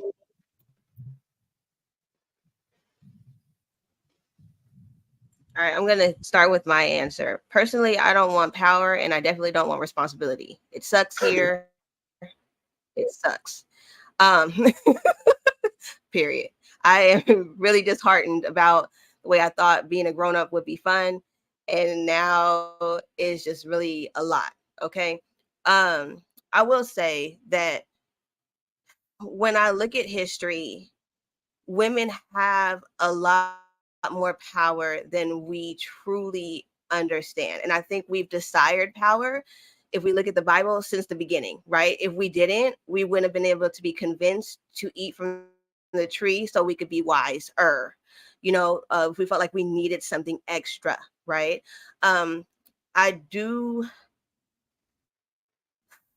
believe we evade responsibility even from then, because nothing really happened until Adam decided to partake in what Eve done, right? And so the responsibility really fell on the man. And so we just kind of look like, well, you know, we got a big punishment because we have to have bear children, but God got on to Adam about it. And that's why he said, well, it's the woman you gave me that brought this over here, right? So if we look at history and our DNA structure and what we've done, we've always wanted power, but no responsibility. Women, even at younger ages, like you could see a young little girl, she's bossy. She'd come out sometimes just very bossy, more bossy than the boy. She would bully the young boy, head on. And I have two nieces. I watched them do it. I watched them do it before they could even talk. I was like, hey, y'all are bullying your older brother. Like this is not okay. Like, you don't do that. But it's because I don't know what's in us that makes us want to tell y'all what to do, but and point our fingers like that. But I've seen babies do it, right? And so that's why we innately want power, the ability to be wise, and we don't want responsibility a lot of the time, but we have lots of responsibility. That's why we bear the children. And if a man gets us pregnant and leaves, we the one that has to raise them. So we're forced to be responsible now. Just FYI, like that's the way I look at it. But I think it sucks here. Just that's all I wanted to say. Man, listen. You said that it sucks here. Are you taking responsibility for the reason why it sucks here? Yeah. Oh, okay. I took responsibility when it happened. I already knew. I knew. Yeah. Okay. Yeah. It's not fun. Okay, that's cool. I was just asking because that's the topic, right? The power as it relates to, like I was telling me and Miss Taken had this conversation almost a week ago, the previous Friday. And I know Jay Zilla likes to disagree. And I got a partner, shout out to Dez, likes to disagree. And like to go back to the biblical times and things of that nature. But y'all off on this one. Explain why. The paradigm as it relates to having a dad in the household is no longer there. So to utilize how it worked in the Bible is not adequate if the woman is not being raised by a father, which in our culture is not. So therefore, the woman in the past, we're going to go 70s, 80s. These men are being raised by single moms. So you're telling a man right now that in my generation to step up and be a man, right? You hold the man responsible for being a man, and he was not raised by a man. But then when it's time to say, keep your legs closed, young lady, now it's the man needs to step up too and have dick discipline, which I do agree that he needs to have dick discipline, but he can have dick discipline by you saying no. If you say no, he don't have a choice. So once again, we are trying to not allow women to be held accountable for the decision as it relates to the sex that takes place. Now, once he gets her pregnant, listen, all day I'm telling him he needs to take care of the kid. Right? What I'm saying is that why can't we talk to the women before that happens and let her know that you're the one that has the highest, you're the one that has the highest risk factor. You're the one that is going to lose out the most If this dude don't stay around, the kid is on you. So I don't understand for the life of me why we want to say that it's the man's fault when she could have prevented it. And not only that, they both were raised by single mothers, but it's okay when it comes to the woman, but we still going to hold the man accountable to be a man, even though he was raised by that same single mother. I don't understand it, and it's really important for me to like when I'm talking to my kids, something happened. One of y'all is responsible, and now how can it be both of their fault if one of them started it? If one of them started it, I need to talk to that person about what their responsibility was in causing the argument or causing the dismay or the dysfunction that just took place. And if that person, if the other kid responded immaturely, then I will deal with that person as well, because there is a way that you need to respond. But there is a responsibility that the woman holds as it relates to the power of sex. You cannot continue to run from this, ladies. And I'm giving you game. And I don't understand why women want to go against the game that I'm giving. Y'all just said it earlier, friend zoning. If he's in the friend zone, he ain't getting nothing. But because you want to have sex, and then you want to say, well, it was his fault that we had sex, or he's a no good dude after y'all had sex, or he's not husband material after the baby's here, or he's not a good father because now the baby's here, right? And he's not doing nothing. The responsibility starts before the baby gets here. Keep your legs closed, and you will see totally different results. That's what I got. And I'm going to continue to say. But humble, you want to lose on this one too? Go ahead, Jay-Z. That's part of the problem. The idea that it's win or loss. Why are we not in this together to help everybody? Kind of rising tide lifts all ships. The idea that what you just said was that, yeah, if the person reacts badly to that person who started something, they're going to be dealt with too. And why can we use the Bible? Because that's the thing that God uses to hold us accountable. I don't care what any woman, I tell my sons this all the time. I don't care what people do outside of here. You know the rules, you know right from wrong, and you're going to have to deal with those consequences. I'm already teaching my children self-responsibility and holding themselves accountable. Right? So I'm trying to figure out, why can't it just be any of you out there who are having sex outside of marriage, just know that that's wrong according to the Bible. Outside, right? But outside of that, same thing. If we agree to do this thing, part of that is both of us taking what comes with it. This idea of who does it first and this one has more, like, I don't subscribe to that, man. That story. So you're telling me that, hold on, so when you talk to your kids, when I talk to my kids, is both their fault? I talk to them as individuals, and I say, here's your fault and here's your fault. Here's how both of y'all could have worked together to prevent this. So how is that different than what I said?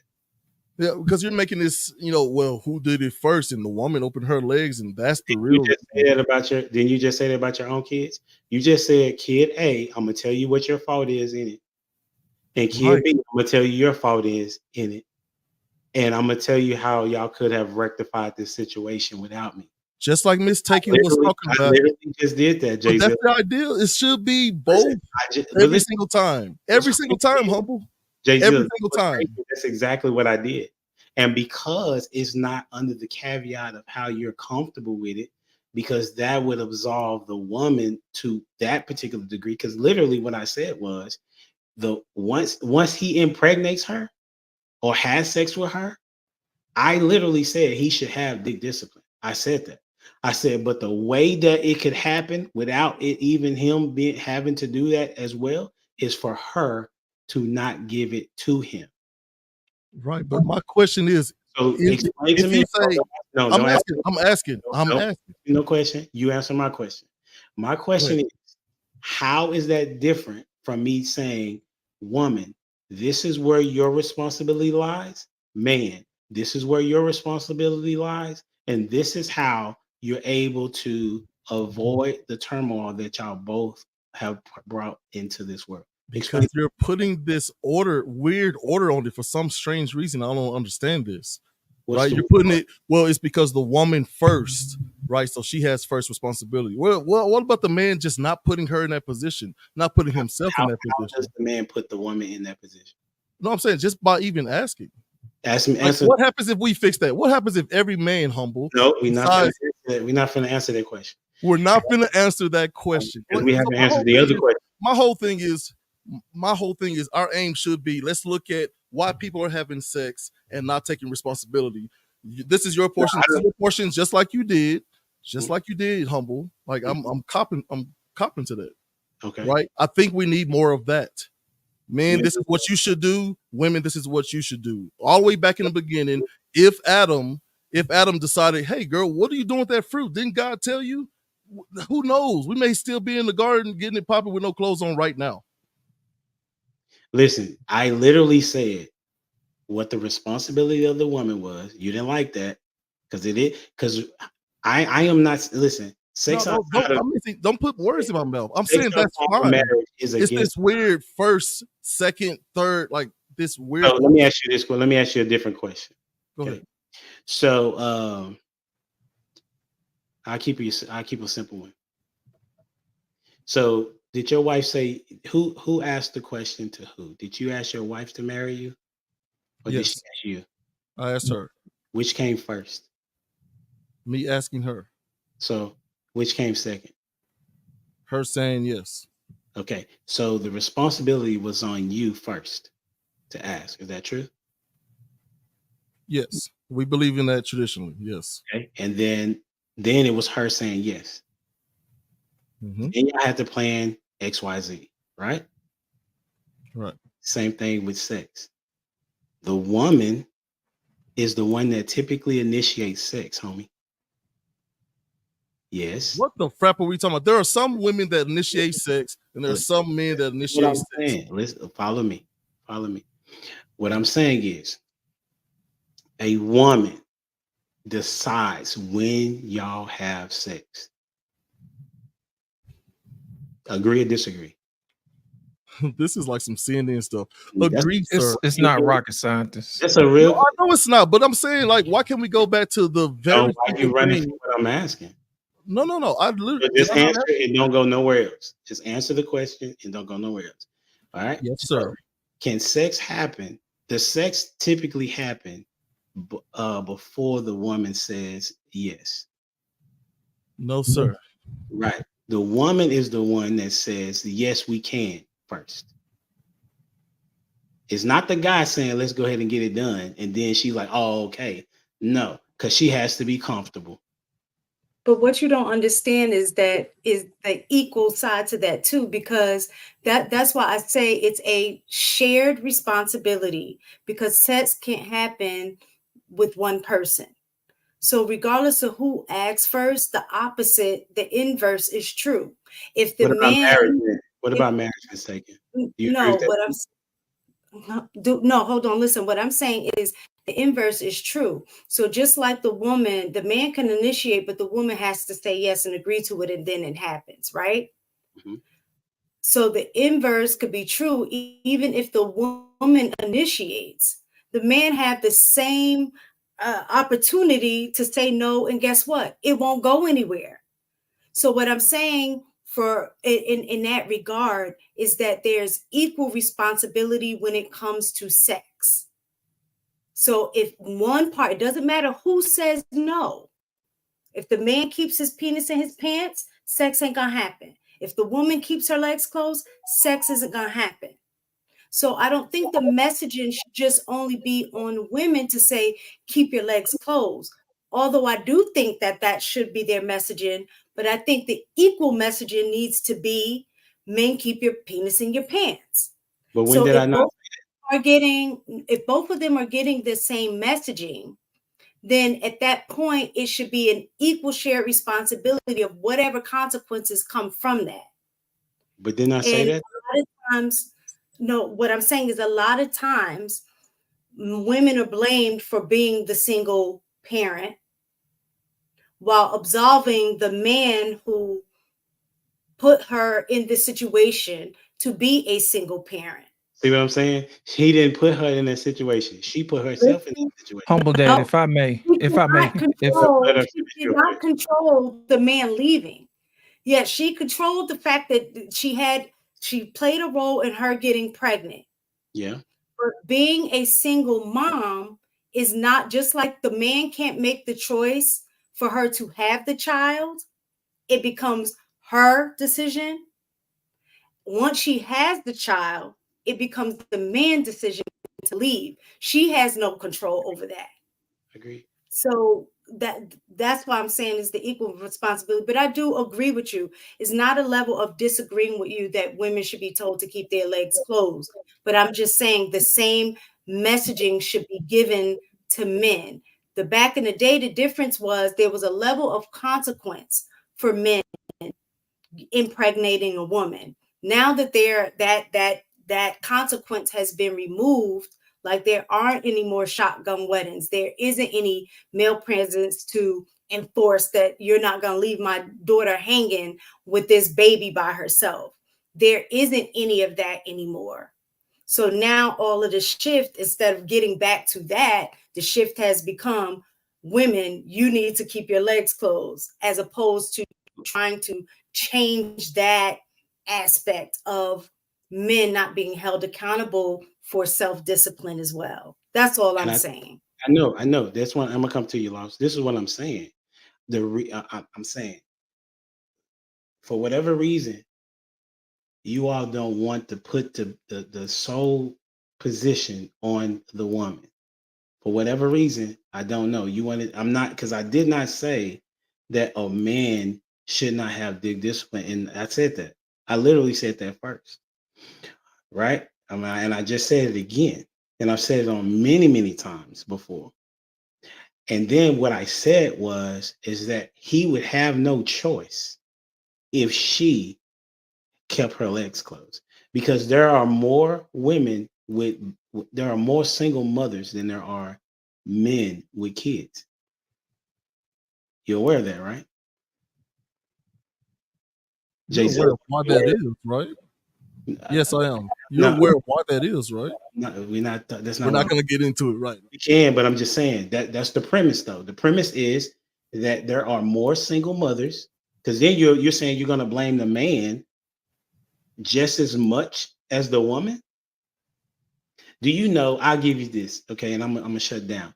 Do you know this, that 50% of the deleted babies, right, are mothers that come back for a second time? Did you know that, Jay Zilla? Yes, me and Jamie have had this conversation. Okay, and that's the woman doing that to her own kid. So that's her responsibility of not making that dude be a husband first. That's what I'm saying. I agree. So I did not absolve the guy. I'm putting more responsibility where the most risk lies. I don't see how that doesn't make sense. If the guy is going to be able to get out, why would it make more sense to tell the girls, listen, this dude is, y'all just talked about the dude was no good. That 80% of the dudes is trash. Y'all just said that. And then you come back and say, well, we gonna make it the responsibility of the trash dude for the reason why he did what we know he gonna do.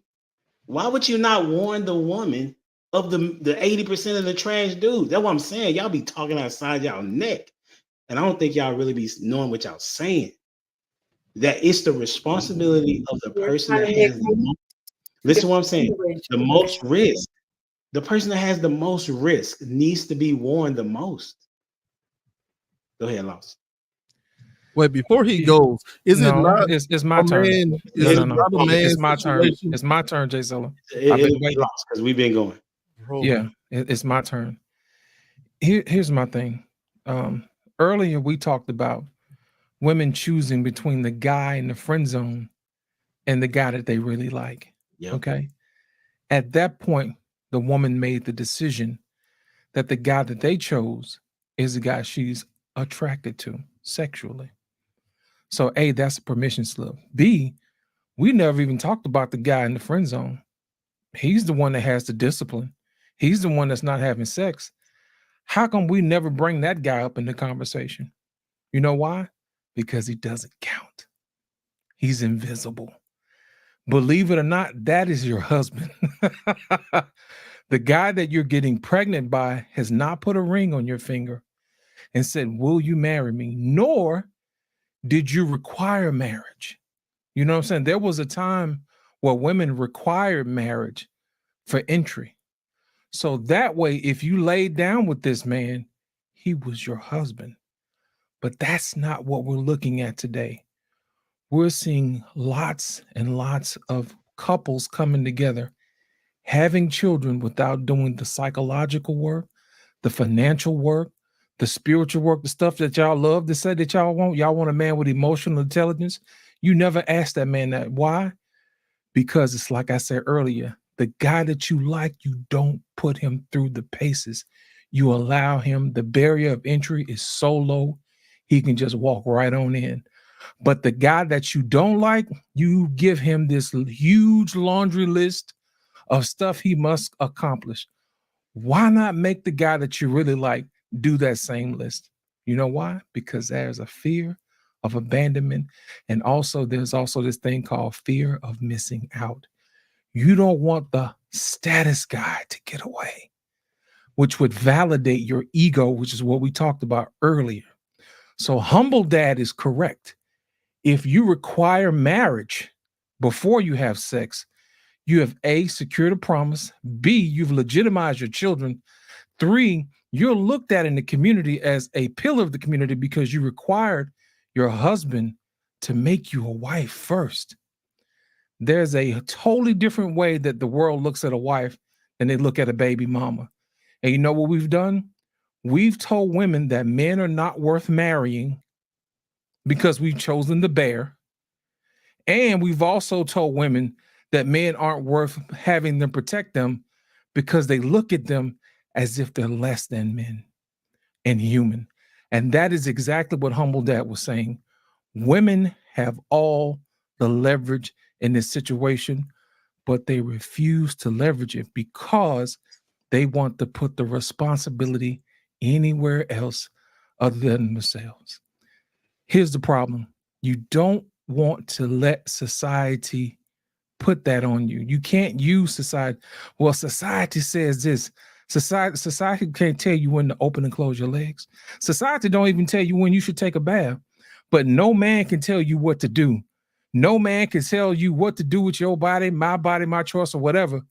But at the end of the day, when you've made a bad decision, we want to blame everybody else except the responsibility on ourselves. And to me, that is the whole antithesis of this podcast. Women want all the power, but none of the responsibility. Close us out, Jay Zilla. Appreciate it, man. Lost, there's nothing I can say against that.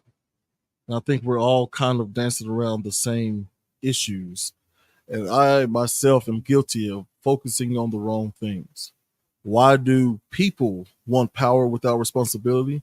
It's because you've been sold that that's how you get what you want. And maybe it's an altruistic thing that you think, once I have all the power, I'm going to make everything right according to what you think. But that's not good leadership. So as women, you should absolutely keep your dadgum legs closed. Period. You are solely responsible for that as an individual. As men, what you do with your body, you're going to have to be held accountable for, or at least you should. That's on you as an individual. And if both parties are doing their part, we're not in this mess that we're in. And that's all I'm saying, is that we need to come together. I'm serious about this ceasefire. Stop saying women this, men that, and say, hey, we as people should be doing X, Y, Z. Let's maybe lead with the solutions instead of doing these hot button things. But I get it. We got shows, all of us. We have to get those clicks and engagement. But man, I wish we could be more just solution driven first and talk about it as us as people. People are some things, people are something else. They're good, they're bad, whatever. But we all, each as individuals, have our own responsibilities for our own moral agency. And that's all I'm saying. Well, appreciate that. I do come with solutions. They may be not like what you like, but every show I have is solution based. If you look at it, it's typically around how can we do X, Y, Z. So appreciate y'all. Hey, don't forget to check out It's Jamie, you know what I'm saying, on all platforms. Jay Zilla doing his thizzle and Mistaken. Make sure y'all go check her out at She Critique. And always Lost in Translations all over the airwaves. It's been real. It's been fun. It's been dope. Listen, I let the Pentecostal come out today. My bad for holding y'all so long, but it was Jay Zilla's fault. All right. Until next time, we out here. Lack of responsibility. I mean, y'all said it was cool. I agree.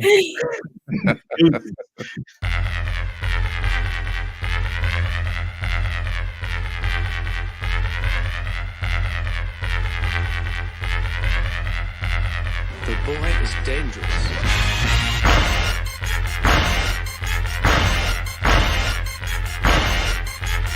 Bad feeling about this. You don't seem to understand something.